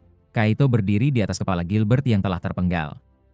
Subalan terkejut, tetapi ia cepat mengambil keputusan untuk melarikan diri dan melapor ke guild.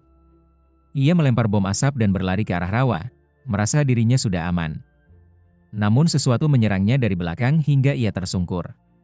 Subalan berusaha bangkit, tetapi langsung kehilangan kesadaran setelah dipukul oleh Yanaku.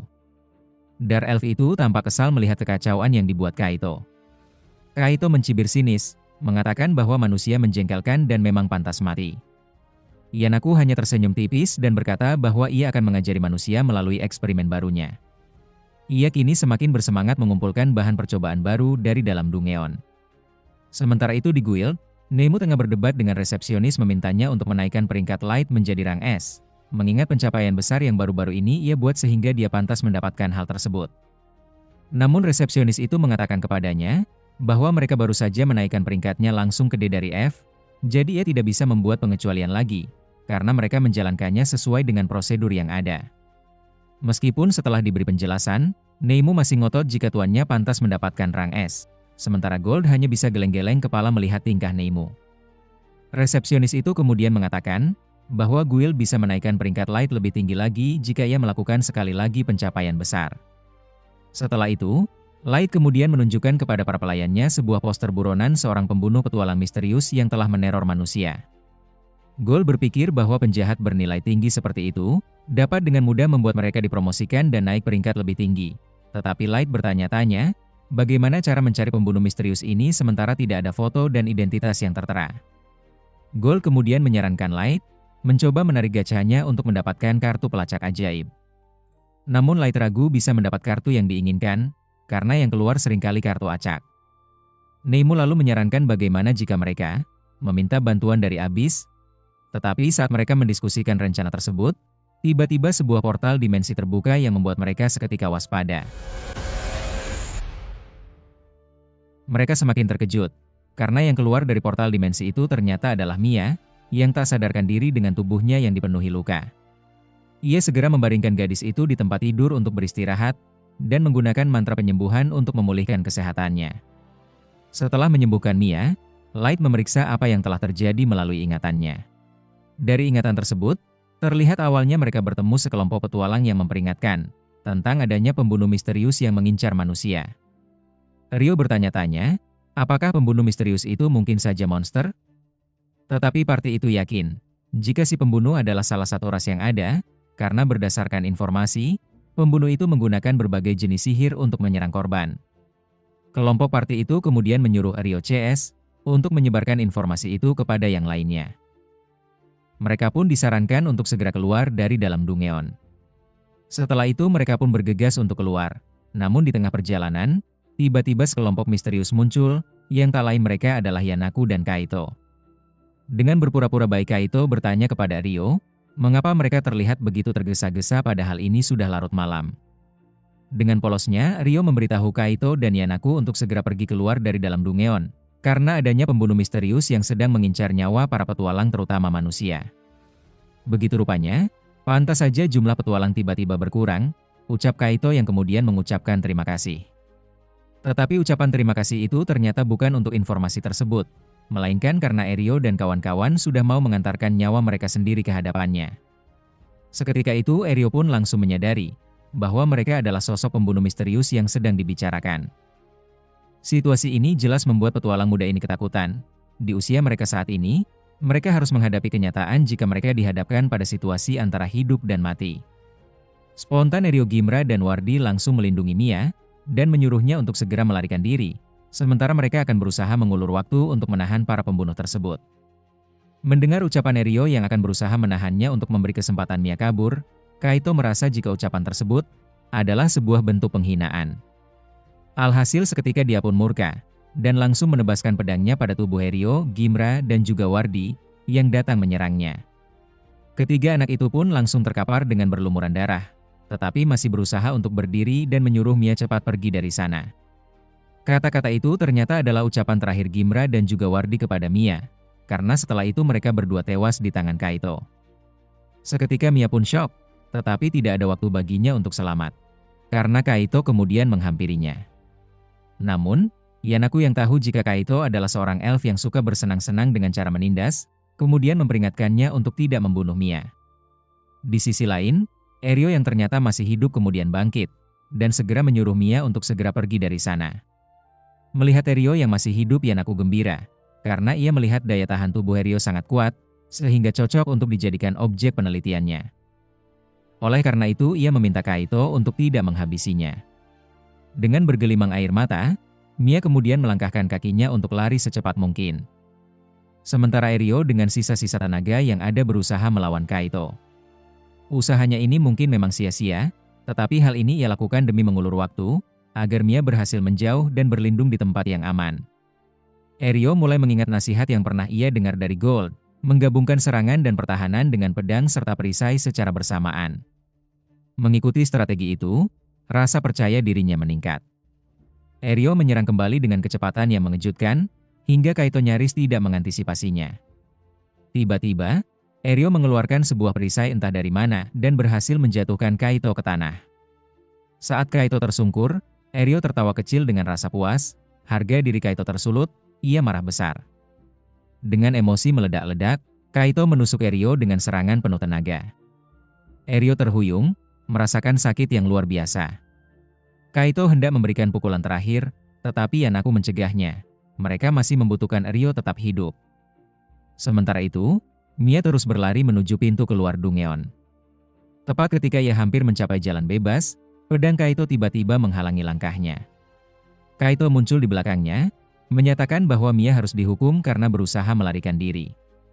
Ia dengan bangga menjelaskan bahwa ia mampu mengejar Mia berkat harta pusaka terbesar kerajaan elf, yakni pedang Grandius. Mia ketakutan, namun ia menolak menyerah. Dengan seluruh konsentrasi yang tersisa, ia meluncurkan mantra es ke arah Kaito. Serangan itu dengan mudah dihancurkan oleh Kaito. Mia kembali berusaha kabur, tetapi Kaito menjatuhkannya ke tanah. Dengan nada sombong, Kaito mengatakan bahwa Mia seharusnya menerima takdirnya sebagai pelayan dari pahlawan legendaris.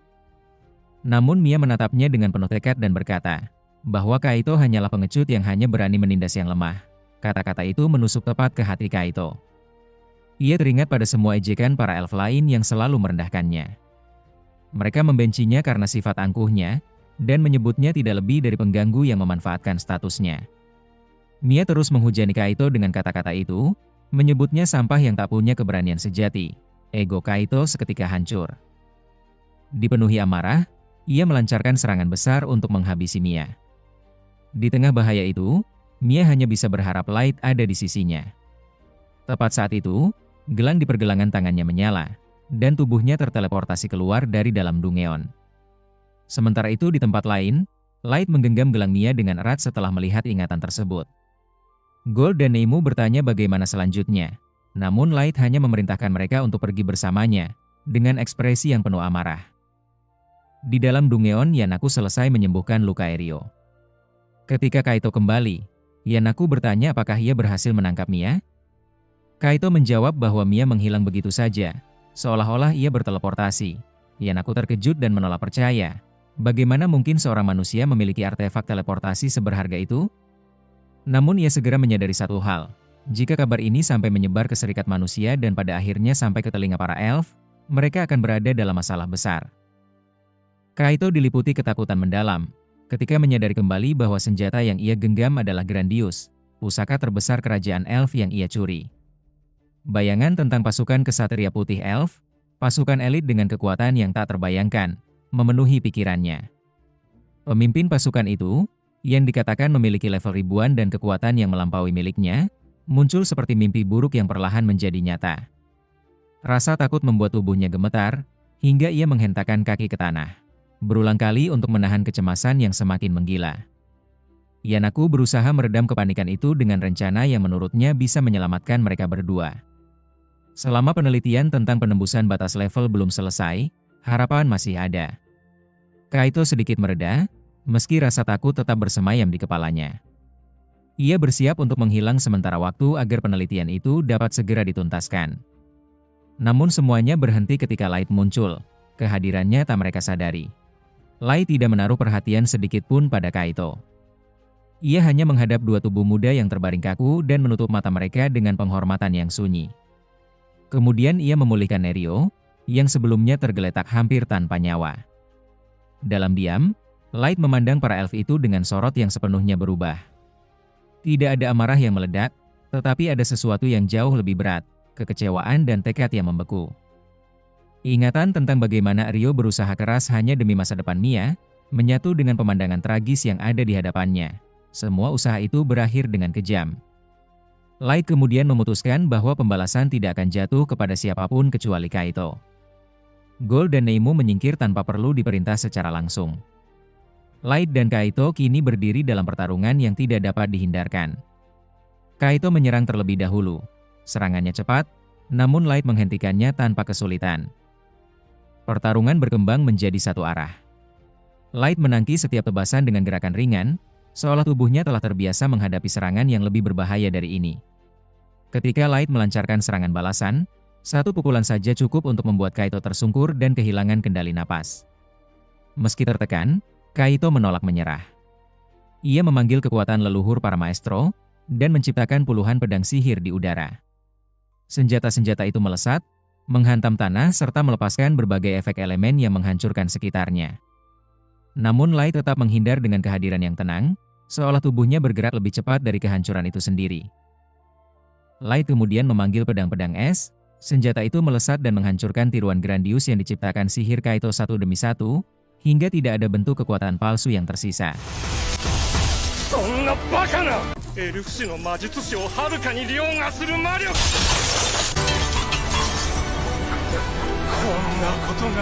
Serangan terakhir Kaito, yang ia lepaskan dengan seluruh tenaga dan harapan yang tersisa, juga hancur tanpa meninggalkan jejak.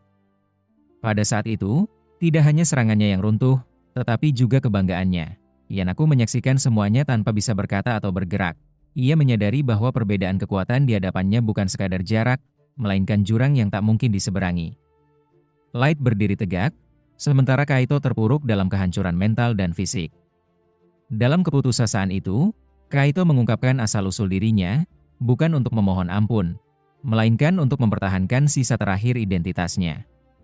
Ia mengaku sebagai submaestro, keturunan dari darah maestro yang pernah dihormati dan ditakuti. Ungkapan itu tidak mengubah keadaan. Yang tersisa hanyalah pengakuan bahwa ia pernah menganggap dirinya lebih tinggi daripada siapapun, dan kini berada di hadapan seseorang yang tidak bisa ia sentuh sama sekali. Light tampak kaget, karena baru mengetahui adanya istilah submaster bagi keturunan master. Informasi ini cukup penting, sehingga Light memutuskan untuk menunda kematian kedua elf sialan itu. Rencana pun berubah. Light kemudian memberitahu Gold dan Enemumu dengan berkata, bahwa mereka berdua ke Abyssial, gali semua informasi yang ada di kepala mereka, dan jangan berikan mereka ampun. Perintah itu membuat kedua pelayan elit itu sedikit bersemangat. Tetapi Yanaku dengan pedenya sesumbar. Meski aku bukanlah seorang petarung, jika kalian ingin main kasar, apa boleh buat. Yanaku pun menjentikan jarinya, memanggil dua monster dengan bentuk yang mengerikan sekaligus menyayat hati. Bagaimana tidak? Kedua makhluk itu merupakan hasil penggabungan antara manusia dengan monster, yang disebut Chimera. Kedua Chimera itu memiliki level yang sangat tinggi, bahkan melampaui batas pertumbuhan normal manusia. Namun kelemahan mereka adalah tubuh yang tidak stabil, dan bergantung pada daging manusia untuk bisa bertahan. Tujuan penelitian Yanaku adalah menciptakan makhluk yang bisa menghancurkan batas level melalui penggabungan antar spesies. Agar dapat melahirkan pejuang yang tidak lagi dibatasi oleh sistem level, seperti para master dan submaster. Ia berencana terus menggunakan manusia sebagai bahan percobaan, demi menyempurnakan penelitiannya. Rencana Yanaku itu seketika membuat amarah Light memuncak. Dia pun segera memerintahkan Gold serta Nemumu, untuk menghabisi kedua Chimera itu dan membebaskan mereka dari penderitaan. Sementara untuk Yanaku, Light mengaku sudah tidak sabar ingin segera membawanya ke dalam abis dan memberinya keputusasaan. Namun Yanaku malah tertawa sombong, karena yakin, jika mereka tidak akan bisa mengalahkan kedua makhluk hasil penelitiannya. Kedua Chimera langsung menyerang Gold dan juga Nemumu.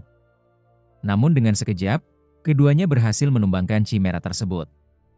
Akan tetapi meskipun sudah tertebas, tubuh kedua Chimera itu masih bisa beregenerasi dan bangkit kembali. Sambil tertawa keras, Yanaku berkata, bahwa serangan Gold dan Nemumu masih belum cukup untuk bisa mengalahkan kedua Chimeranya dengan mudah. Melihat situasi itu, Light sedikit khawatir dengan keadaan Gold dan Nemumu. Namun Kaito yang merasa diabaikan, kemudian menyerang Light dengan membabi buta. Sementara Light terus bergerak cepat untuk menghindari serangan-serangan tersebut. Di sisi lain, Gold dan juga Nemumu mulai dibuat kesal, karena setiap tebasan yang mereka lancarkan tidak menghasilkan apapun. Sebab tubuh kedua Chimera itu terus-menerus beregenerasi. Yanaku yang melihat mereka saling berdebat malah tertawa dan mengatakan, bahwa mustahil bagi keduanya untuk bisa mengalahkan monster ciptaannya. Bahkan dengan lancangnya Yanaku berkata, jika mereka berdua menyerah, maka ia akan menjadikan Gold dan juga Nemumu sebagai bahan percobaan terbaiknya. Mendengar itu, Gold yang tidak ingin membuat Light menunggu lebih lama akhirnya memutuskan untuk serius, begitu juga dengan Nemumu. Alhasil, Nemumu pun mengaktifkan skill yang disebut Absolute Death, sementara Gold menggunakan skill Judgment Flare. Keduanya langsung melancarkan serangan secara bersamaan, tetapi Yanaku masih saja tertawa sombong dengan nada meremehkan. Sesaat kemudian, ekspresi Yanaku seketika berubah, ketika kedua makhluk ciptaannya itu tidak bisa lagi bangkit. Dia pun mulai panik, lalu mendekati kedua Chimera itu. Keduanya perlahan berubah menjadi abu, karena dilahap oleh api, layaknya Amaterasu milik Uchiha Itachi di serial Naruto. Saat Yanaku meratapi kedua makhluk ciptaannya, Nemumu tiba-tiba muncul dan langsung menendang si Johnny milik Yanaku. Alhasil dia pun menjerit kesakitan dan langsung tumbang. Gold hanya geleng-geleng kepala, melihat perbuatan Nemumu yang sudah menghancurkan masa depan seseorang. Namun Nemumu dengan santainya menjawab bahwa itu belum cukup. Bahkan ia berniat kembali ke Abyss untuk melakukan sesuatu yang lebih dari ini. Di sisi lain, Kaito yang semakin kesal kemudian mengerahkan seluruh kekuatan pedang Grandius untuk segera menghabisi Light. Energi yang terpancar dari pedang itu kini jauh lebih besar, dan jangkauan serangannya meluas. Namun Light dengan mudah menghindari semua serangan tersebut. Light pun menyadari bahwa teknik yang digunakan Kaito adalah gabungan dari beberapa jenis sihir. Tekniknya lebih cocok disebut cambuk sihir ketimbang disebut teknik berpedang, karena saking cepat dan lincahnya ia bergerak, menjadikannya sulit untuk diprediksi. Gold dan Nemumu yang menyaksikan jalannya pertarungan berpendapat, jika serangan itu cepat dan cukup kuat untuk bisa mengalahkan kesatria biasa. Namun bagi tuan mereka, jurus terkuat senjata kelas tinggi dari bangsa elf itu, ternyata tidak ada yang istimewa sama sekali. Kaito pun semakin emosi, melihat serangannya hanya dijadikan seperti mainan oleh Light. Alhasil, dia pun menyerang Light dengan serangan bertubi-tubi. Akan tetapi Light tetap bisa menghindarinya dengan santai, tanpa menunjukkan rasa sedikit tertekan. Merasa sudah cukup untuk main-mainnya, Light kemudian memutuskan untuk diam dan menerima serangan Kaito dengan senang hati. Kaito yang merasa dirinya diremehkan, lalu menyalurkan seluruh kekuatannya pada Grandius yang kemudian ditebaskan pada tubuh Light. Saat tebasan pedang itu tepat mengenai bahu Light, serangan tersebut sama sekali tidak memberikan dampak apapun. Kaito yang sudah mengerahkan seluruh tenaganya terus menyerang sambil berteriak kesal. Namun hasilnya tetap sama, Light justru berhasil meniadakan kekuatan Grandius, yang membuat Gold dan Nemumu berkomentar, jika nasib Kaito sudah tamat. Seketika Light menghantam perut Kaito hingga ia terpental, dan memuncratkan darah dari mulutnya. Light pun perlahan mendekatinya. Dengan raut yang mengintimidasi, ia pun berkata jika dirinya tidak bermaksud membunuh Kaito saat ini, karena masih ada beberapa hal yang ingin ia ketahui darinya. Namun setelah semuanya usai, Light memastikan jika Kaito akan merasakan penderitaan yang jauh lebih menyakitkan dari sebuah kematian. Kaito yang sadar jika hidupnya terancam, langsung berlutut di hadapan Light sambil berusaha memohon ampun dan berjanji akan memberitahu semua hal yang ia ketahui. Namun bagi Light, pemandangan itu sangat menyedihkan. Ia teringat pada Ryo, Gimura serta Wardi, orang-orang yang dulu menjadi korban kejahatan Kaito. Mereka tidak pernah memohon ampun, bahkan terus berjuang sampai akhir demi melindungi Mia. Seorang pahlawan sejati seharusnya tidak boleh menyerah dalam keadaan apapun. Sedangkan Kaito yang mengaku sebagai pahlawan di masa depan, justru menunjukkan sifat seorang pecundang. Light kemudian mengambil pedang Grandius, lalu melemparkannya kembali ke arah Kaito. Light memberi satu kesempatan terakhir. Jika Kaito berhasil melukainya meskipun sedikit saja, maka ia akan dibebaskan. Tapi Kaito yang diliputi oleh ketakutan tiba-tiba beranjak berdiri dan lantas kabur. Namun di tengah keputusasaan itu, Light segera mengeluarkan kartu gacha yang disebut Solar Ray dan menembakkan laser ke arah Kaito hingga menembus kakinya. Alhasil, Kaito pun tersungkur sambil mengerang kesakitan. Light kemudian berjalan mendekat dengan langkah tenang. Menurutnya, ia sependapat dengan apa yang dikatakan oleh Mia, bahwa Kaito sama sekali tidak pantas disebut pahlawan. Ia hanyalah seorang pengecut yang hanya memilih melarikan diri dari kenyataan, dan tidak lebih dari seonggok sampah yang menjijikan. Setelah pertarungan yang membosankan itu berakhir, Light memutuskan untuk membawa jasad Gimura dan Wardi ke Abyss untuk dimakamkan di sana. Sebab ia khawatir, jika mereka dikuburkan di dungeon ini, jasad mereka hanya akan jadi santapan para monster. Sesaat sebelum pergi, Light sedikit menyesal mengapa ia tidak menyadari sedari awal bahwa Yanaku dan Kaito adalah sang pembunuh misterius itu. Namun apa boleh buat karena semua ini sudah terjadi. Sesaat kemudian, Light pun mengeluarkan kartu teleportasi dan langsung mengirim mereka semua ke dalam Abyss. Sesampainya di sana, Kaito tampak kebingungan dan bertanya-tanya di mana mereka berada. Light menjelaskan bahwa tempat itu adalah markasnya, yang berada di dalam dungeon terbesar dan paling berbahaya di dunia. Mendengar hal itu, Yanaku pun tampak tidak percaya karena jarak dari Dagas ke Abyss seharusnya sangat jauh. Nemumu yang kesal karena Yanaku seolah meremehkan kekuatan tuannya, memberinya sedikit pelajaran agar tidak berani-berani lagi meremehkan Light. Tidak lama kemudian, seluruh anggota Elite Four Nine menyambut kepulangan Light. Light memberitahu mereka bahwa ia telah membawa 2 orang kriminal yang memiliki informasi penting. Mendengar itu, keempat anggota elit itu pun langsung menunjukkan aura membunuh yang sangat kuat. Bahkan mereka berjanji akan membuat Yanaku dan juga Kaito merasakan penderitaan dan penyesalan karena telah dilahirkan ke dunia ini. Hanya dengan aura membunuh yang dipancarkan oleh keempat Elite Four Nine itu, sudah cukup untuk membuat Kaito dan Yanaku ketar-ketir. Mereka merasakan bagaimana jomplangnya jurang kekuatan antara mereka dengan para pelayan elit tersebut. Light meminta semua orang menahan diri. Ia berkata bahwa Kaito dan Yanaku akan dieksekusi setelah semua informasi terkumpul. Mendengar itu, yang lain akhirnya mengerti dan memilih menunggu. Light lalu memerintahkan Gold untuk merawat Ryo, sementara ia dan Nemumu akan menguburkan Wardi dan Gimura dengan layak. Tiba-tiba Yanaku mulai berteriak, mengaku bahwa ia hanya dipaksa dan diancam oleh Kaito untuk melakukan semua eksperimen mengerikan itu. Seketika Light pun langsung merasa muak. Menurutnya, semua tindakan kejam Yanaku adalah pilihannya sendiri, apalagi tidak ada satupun korban yang pernah ia biarkan hidup. Karena itu, Light memutuskan menginterogasi Kaito dan Yanaku secara langsung. Ia ingin menggali semua informasi tentang master mereka sebelum menjatuhkan hukuman yang setimpal. Keputusan itu membuat Kaito dan Yanaku panik. Mereka sadar sepenuhnya bahwa nasib mereka kini berada di tangan Light. Beberapa waktu kemudian, Mia perlahan membuka mata dan melihat Light duduk di sebelahnya. Dengan suara lembut, Light menjelaskan bahwa mereka sekarang berada di penginapan tempat kelompoknya tinggal. Setelah Mia tampak tenang, Light menceritakan apa yang terjadi saat ia pingsan. Tentu saja ia tidak mengatakan yang sebenarnya. Demi melindungi Mia, Light berbohong bahwa partinya memasuki Dungeon untuk memburu para pembunuh, lalu secara tak sengaja menemukan Mia dan Ryo tergeletak tak berdaya. Sementara itu, dari Gimura dan Wardi, Light hanya menemukan beberapa helai rambut, dan ia meminta maaf karena datang terlambat untuk menyelamatkan mereka.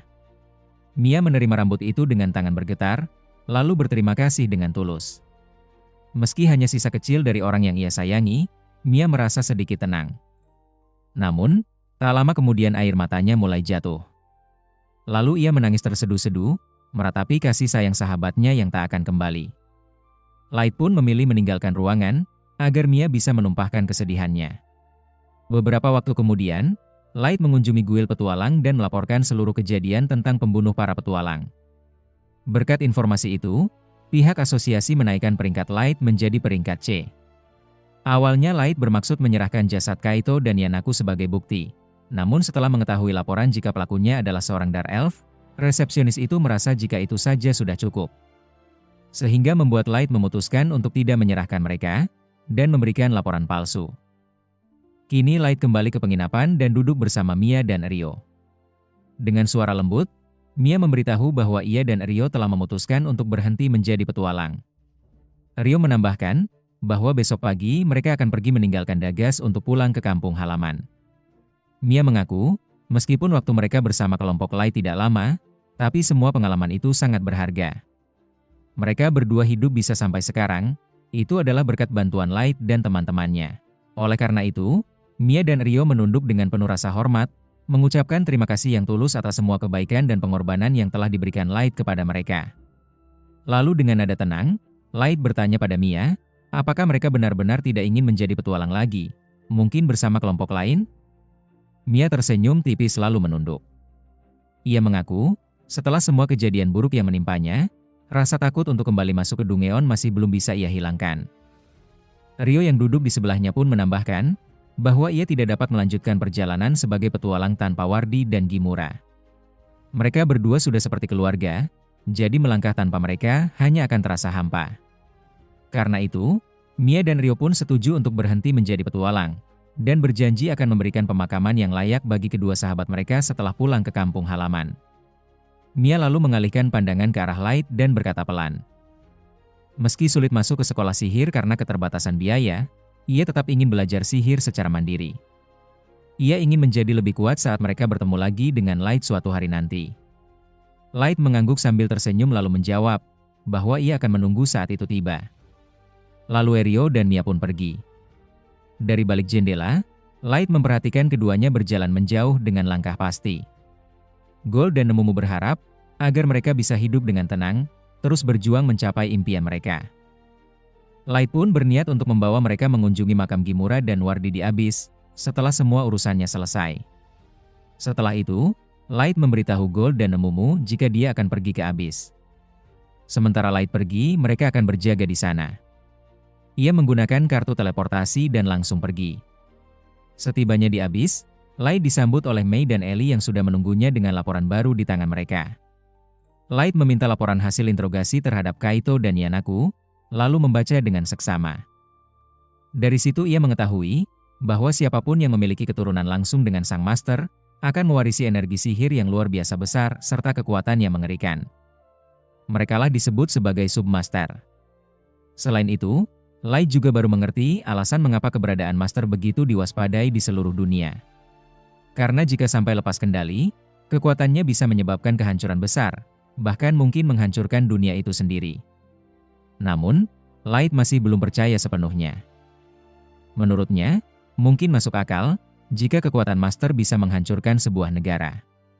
Tapi menghancurkan dunia terasa terlalu berlebihan. Mei lalu menjelaskan dengan tenang bahwa berdasarkan informasi yang mereka temukan, kekuatan seorang Master benar-benar luar biasa besar. Karena itulah, setiap negara menugaskan utusan khusus untuk menjaga keseimbangan kekuatan militer dunia agar kekacauan tidak terjadi. Light menyadari bahwa semua informasi yang ia miliki masih belum cukup untuk dipercaya. Tujuan sebenarnya dari Sang Master tetap menjadi misteri besar yang belum bisa ia pahami. Karena itu ia berpaling pada Mei dan Ellie, meminta pendapat mereka tentang semua ini. Kedua pelayannya pun berpikiran sama seperti Light, sebab informasi mereka masih terlalu sedikit untuk bisa disimpulkan. Ellie lalu menambahkan bahwa kalimat jika seorang Master bisa menghancurkan dunia berasal dari ucapan Kapten Kesatria Putih dari Kerajaan Elf. Ia mencoba memahami maknanya, namun sejauh ini belum menemukan petunjuk yang bisa menjelaskan maksud sebenarnya dari kata-kata itu. Light kemudian bertanya tentang kondisi Kaito dan Yanaku. Ellie mengangguk pelan, lalu membuka portal menggunakan sihirnya. Dari sana, terlihat pemandangan yang mengerikan, di mana Kaito dan Yanaku disiksa tanpa ampun. Tubuh mereka penuh luka hasil interogasi yang panjang dan menyakitkan. Namun bagi Light, semua itu masih belum cukup. Mengingat kejahatan yang telah mereka lakukan, mulai dari menyerang kelompok Mia, hingga melakukan eksperimen kejam pada orang-orang tak bersalah. Light merasa mereka pantas menerima penderitaan yang jauh lebih berat. Dengan ekspresi datar, ia kemudian mengeluarkan sebuah kartu tingkat tinggi yang disebut Death Eater. Dalam sekejap, muncullah monster mengerikan yang langsung memangsa Kaito dan juga Yanaku. Jeritan mereka menggema di ruangan itu, hingga tubuh dan jiwa mereka hancur tak tersisa. Light tidak mengatakan bahwa hukuman itu sudah ditetapkan, tapi setidaknya dia merasa sedikit lega. Paling tidak, para korban kini bisa mendapatkan ketenangan. Setelah urusan itu selesai, Light bertanya mengenai persiapan balas dendamnya. Ellie menjawab jika semua persiapan telah selesai, dan mereka siap untuk bergerak atas perintah Light. Target mereka adalah Sasha, namun sebelum menjadikannya sebagai target utama, mereka harus mengamankan seluruh anggota Kesatria Putih, yang merupakan Submaster terlebih dahulu untuk mengorek informasi tentang sosok Master. Dan sebagai permulaan, mereka akan menculik sang wakil komandan yang merupakan tunangan Sasha sebagai umpannya. Mendengar rencana yang telah tersusun itu, Light merasa sudah tidak sabar ingin segera melihat bagaimana raut keputusasaan Sasha, apakah sama seperti Garo yang terlebih dulu merasakannya. Setelah pertemuannya dengan Michael berakhir, Sasha menaiki kereta kuda untuk kembali ke kediamannya. Di dalam kereta, senyum tidak pernah lepas dari wajahnya. Ia masih terbawa suasana bahagia setelah bisa bertemu kembali dengan Michael. Melihat itu, pelayan yang duduk di depannya ikut tersenyum dan berkomentar bahwa Sasha dan Michael memang pasangan yang sangat serasi. Ia juga menambahkan bahwa ia senang karena pernikahan mereka akan digelar pada akhir tahun. Namun bagi Sasha, akhir tahun terasa masih terlalu lama. Mendengar keluhannya, sang pelayan menasihati bahwa waktu sering berlalu tanpa terasa. Jadi lebih baik mempersiapkan semuanya sejak dini agar hari pernikahan berjalan lancar. Sasha hanya mengangguk ringan, tidak terlalu memikirkan hal itu. Tiba-tiba, kereta mereka berhenti mendadak. Sasha langsung merasa kesal dan bertanya apa yang terjadi. Pelayan segera meminta maaf dan menjelaskan bahwa ada seorang budak manusia yang membuat keributan. Di depan, tampak seorang budak dipukuli majikannya karena berhenti bekerja. Dari wajah dan tubuhnya, jelas ia sudah tidak sanggup melanjutkan pekerjaan dan bahkan belum sempat beristirahat. Namun melihat pemandangan itu, Sasha dan pelayannya tidak menunjukkan belas kasihan sedikit pun. Mereka hanya sepakat bahwa manusia memang sampah yang tidak berguna. Saat menatap keluar jendela, wajah Sasha tiba-tiba menegang. Di tengah keramaian kota, ia melihat sekilas sosok yang sangat mirip Light masuk ke sebuah gang kecil. Jantungnya langsung berdebar. Tanpa pikir panjang, Sasha melompat turun dari kereta dan berlari menuju gang itu. Ia menelusuri lorong sempit itu sampai ke ujung, namun tidak menemukan siapapun. Sasha berdiri terpaku, mencoba meyakinkan diri bahwa itu hanya salah lihat. Light hanyalah manusia level 15, tidak mungkin selamat dari Dungeon paling berbahaya di dunia, apalagi setelah 3 tahun. Bahkan jika masih hidup, tubuhnya pasti sudah banyak berubah. Ketika hendak kembali ke kereta, matanya tertarik pada selembar kertas yang menempel di dinding. Di sana tertulis pesan, bahwa Light akan menunggunya di menara raksasa. Sasha membacanya dengan tangan gemetar. Jika kerajaan elf mengetahui Light masih hidup, semua kebahagiaannya kini akan runtuh. Pertunangannya terancam batal, dan ia bisa kembali menjadi bahan hinaan saudara-saudarinya. Sasha pun menetapkan tekad, Light harus dibunuh. Namun ia sendiri tidak tahu di mana letak menara raksasa, membuat kebingungan dan amarahnya semakin membesar. Di balik bangunan tempat Sasha berdiri, di atas atap, Light dan Ellie memperhatikannya dari kejauhan. Bagi Light, waktu pembalasan sudah dekat. Ellie pun mengangguk setuju. Menurutnya, Sasha telah mengkhianati Light dan pantas merasakan penderitaan tanpa akhir, hingga ia benar-benar putus asa. Di kerajaan elf, para anggota White Knight berkumpul seperti biasa. Terlihat, Hardy sang ketua duduk tenang sambil menikmati tehnya. Di sisi lain, Sarvan asyik bermesraan dengan Buddha manusianya, sementara Mas mengamati tingkah mereka dengan wajah serius. Tidak jauh dari mereka, Kia dan Nia dengan kejam melempari Buddha manusia yang terikat di pohon hingga tubuhnya penuh luka, meski Buddha itu terus merintih kesakitan. Tiba-tiba Sarvan membuka percakapan dengan Hardy. Ia melaporkan bahwa Kaito telah membawa pedang Grandius dan pergi ke Dagas untuk membantai para petualang. Menurutnya, Kaito sudah mencapai batas levelnya dan kini bekerja sama dengan seorang Dark Elf untuk melakukan eksperimen. Namun dalam aksinya, muncul seorang petualang manusia yang mengalahkannya, membuat Kaito menghilang tanpa jejak. Karena ulah itu merugikan kerajaan, atasan memerintahkan White Knight untuk menanganinya, sesuatu yang membuat Sarvan malas. Mas yang sejak tadi diam akhirnya berdiri. Ia menegaskan bahwa perintah atasan wajib dipatuhi. Namun Sarvan menganggap hal itu hanya merepotkan dan kembali fokus pada budaknya. Sementara itu, Kia dan Nia tetap menyiksa Buddha mereka tanpa peduli keadaan sekitar. Merasa terganggu oleh suara rintihan, Sarvan berteriak menyuruh mereka membunuh budaknya saja. Tetapi Kia dan Nia menolak karena Buddha itu dibeli dengan uang mereka sendiri, jadi mereka bebas melakukan apapun.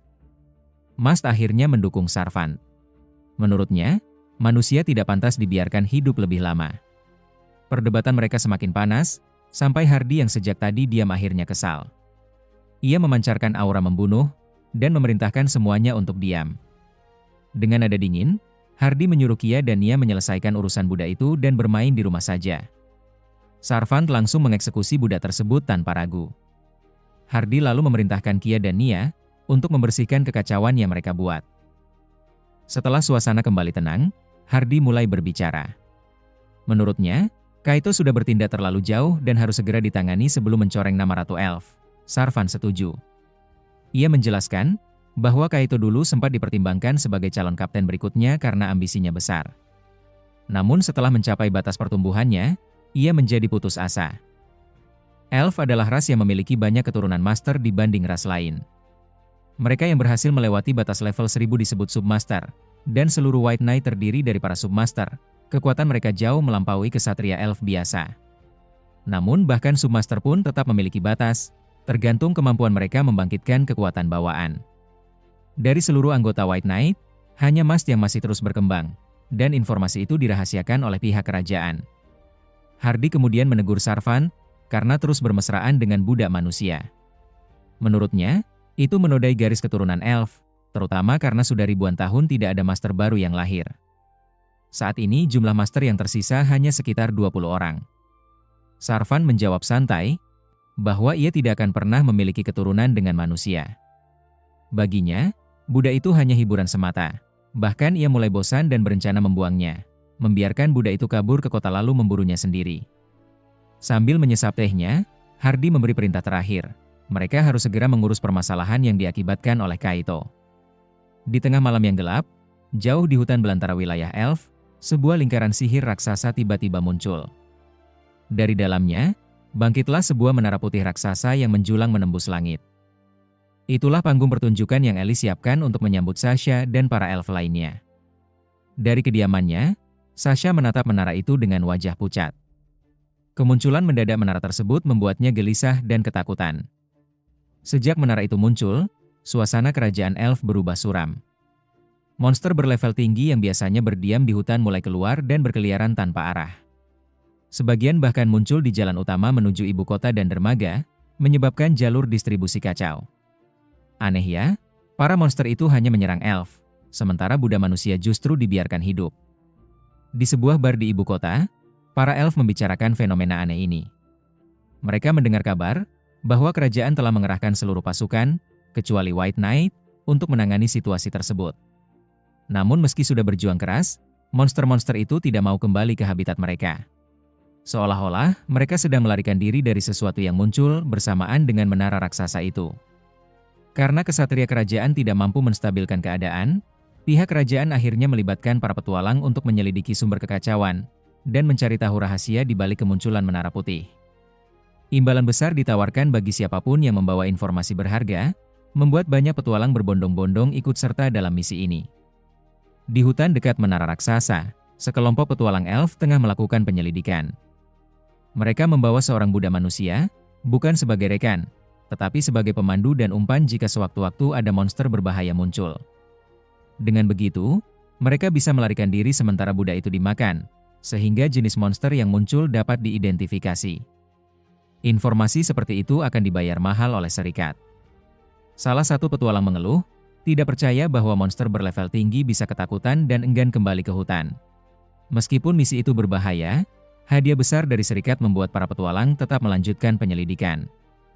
Di tengah perjalanan, Buddha manusia yang mereka bawa tiba-tiba berhenti. Petualang elf yang menjaganya langsung memarahinya dan mengancam, akan memukulnya jika ia tidak berjalan cepat. Gadis itu gemetar dan memohon maaf, sementara para petualang lain hanya menertawakannya dan bahkan berniat membeli lebih banyak budak jika misi berhasil. Namun sebelum mereka melanjutkan perjalanan, seekor hellhound melompat dari semak-semak dan menerkam salah satu elf. Korbannya habis dalam sekejap. Dua elf lain yang panik mencoba kabur, tapi tewas tanpa sempat melawan. Budak manusia itu jatuh ketakutan, menjerit, dan pasrah. Anehnya, ketika hellhound mendekatinya, monster itu hanya menatapnya sebentar, lalu pergi begitu saja. Tak lama kemudian, muncul sekelompok pria berambut mohak dengan penampilan seperti berandalan. Mereka meminta gadis itu ikut dengan mereka. Gadis itu ketakutan, mengira nasibnya akan lebih buruk.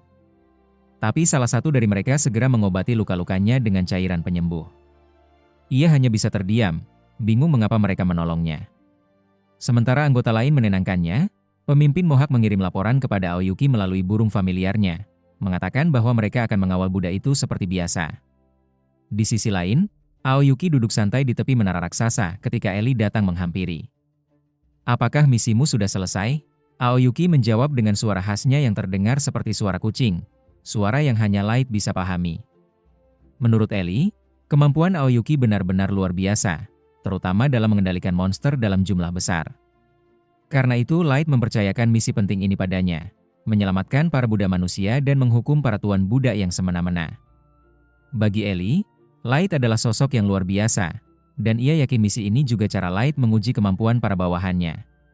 Namun ia masih menyimpan keraguan, apakah Aoyuki benar-benar memahami tujuan besar misi tersebut, dan apakah kelompok mohak bisa dipercaya sepenuhnya? Satu kesalahan saja bisa menimbulkan masalah besar. Aoyuki menegaskan kepada Ellie, bahwa Light sudah mempertimbangkan semuanya dan seorang bawahan tidak pantas menebak-nebak pikirannya. Bagi Aoyuki, tugas mereka hanyalah melaksanakan perintah Light. Ellie membalas, bahwa memahami cara pikir Light juga bentuk kesetiaan, namun Aoyuki tetap pada prinsipnya. Aoyuki lalu mengungkap, bahwa ia sering ingin membunuh Ellie setiap kali dia dan Mei membuat Light kesal.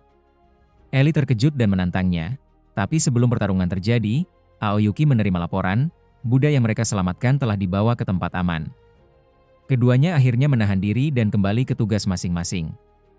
Ellie pergi dengan lebih memahami cara pikir Aoyuki, dan menawarkan untuk berbicara lagi nanti. Sementara itu, kelompok Mohawk menyerahkan budak yang mereka selamatkan kepada rekan mereka. Besok mereka akan melanjutkan penyelidikan seperti biasa. Mereka adalah bawahan Light yang dipanggil melalui Gift Unlimited Gacha, dan sering menemukan kejanggalan, termasuk fakta bahwa manusia menjual rakyatnya sendiri sebagai budak. Mereka memutuskan melanjutkan penyelidikan hutan barat, di bawah perintah Aoyuki dan dibantu monster-monster yang ia kendalikan. Di tempat lain, Sasha membaca laporan tentang monster berekor ular di sekitar menara raksasa. Ia yakin jika White Knight bergerak, keberadaan Light bisa terungkap. Ia bertekad mengumpulkan petualang kuat, bahkan jika harus menghabiskan seluruh hartanya, demi naik ke menara dan membunuh Light sendiri. Keesokan harinya di Istana Elf, Kanselir melaporkan bahwa hutan di sekitar menara dipenuhi monster kuat dan banyak korban berjatuhan. Ia memerintahkan Hardy memimpin White Knight untuk membasmi monster dan mencari informasi. Hardy menolak bertindak gegabah tanpa informasi jelas. Kanselir menyindirnya pengecut, dan Hardy membalas dengan menyinggung korupsi yang dilakukan sang kanselir. Ratu Elf turun tangan menenangkan keduanya, dan memutuskan untuk memenuhi permintaan Hardy. Hadiah bagi petualang akan ditingkatkan, dan kerajaan akan memanggil petualang kuat untuk menyelidiki menara raksasa secepatnya. Setelah rapat selesai, Hardy mendatangi sang ratu, yang ternyata adalah ibunya sendiri. Hardy berterima kasih karena sang ratu mencegahnya dikirim tanpa persiapan. Ia lalu mengeluhkan bahwa kanselir semakin tidak kompeten dan meminta kekuasaannya dibatasi. Namun sang ratu yakin selama Hardy ada, kerajaan akan aman. Masalah utama bagi sang ratu bukanlah kanselir, melainkan menara raksasa, monster yang semakin aktif, dan kemungkinan kebangkitan Raja Iblis. Jika itu benar, legenda mengatakan seorang master dari ras manusia akan muncul. Karena itu, ia khawatir manusia yang berpotensi menjadi master harus diwaspadai atau dieliminasi. Meski memusnahkan manusia, justru akan membuat mereka hancur sendiri jika Raja Iblis bangkit. Hardy lalu mengingat calon master 3 tahun lalu, yang ternyata salah target.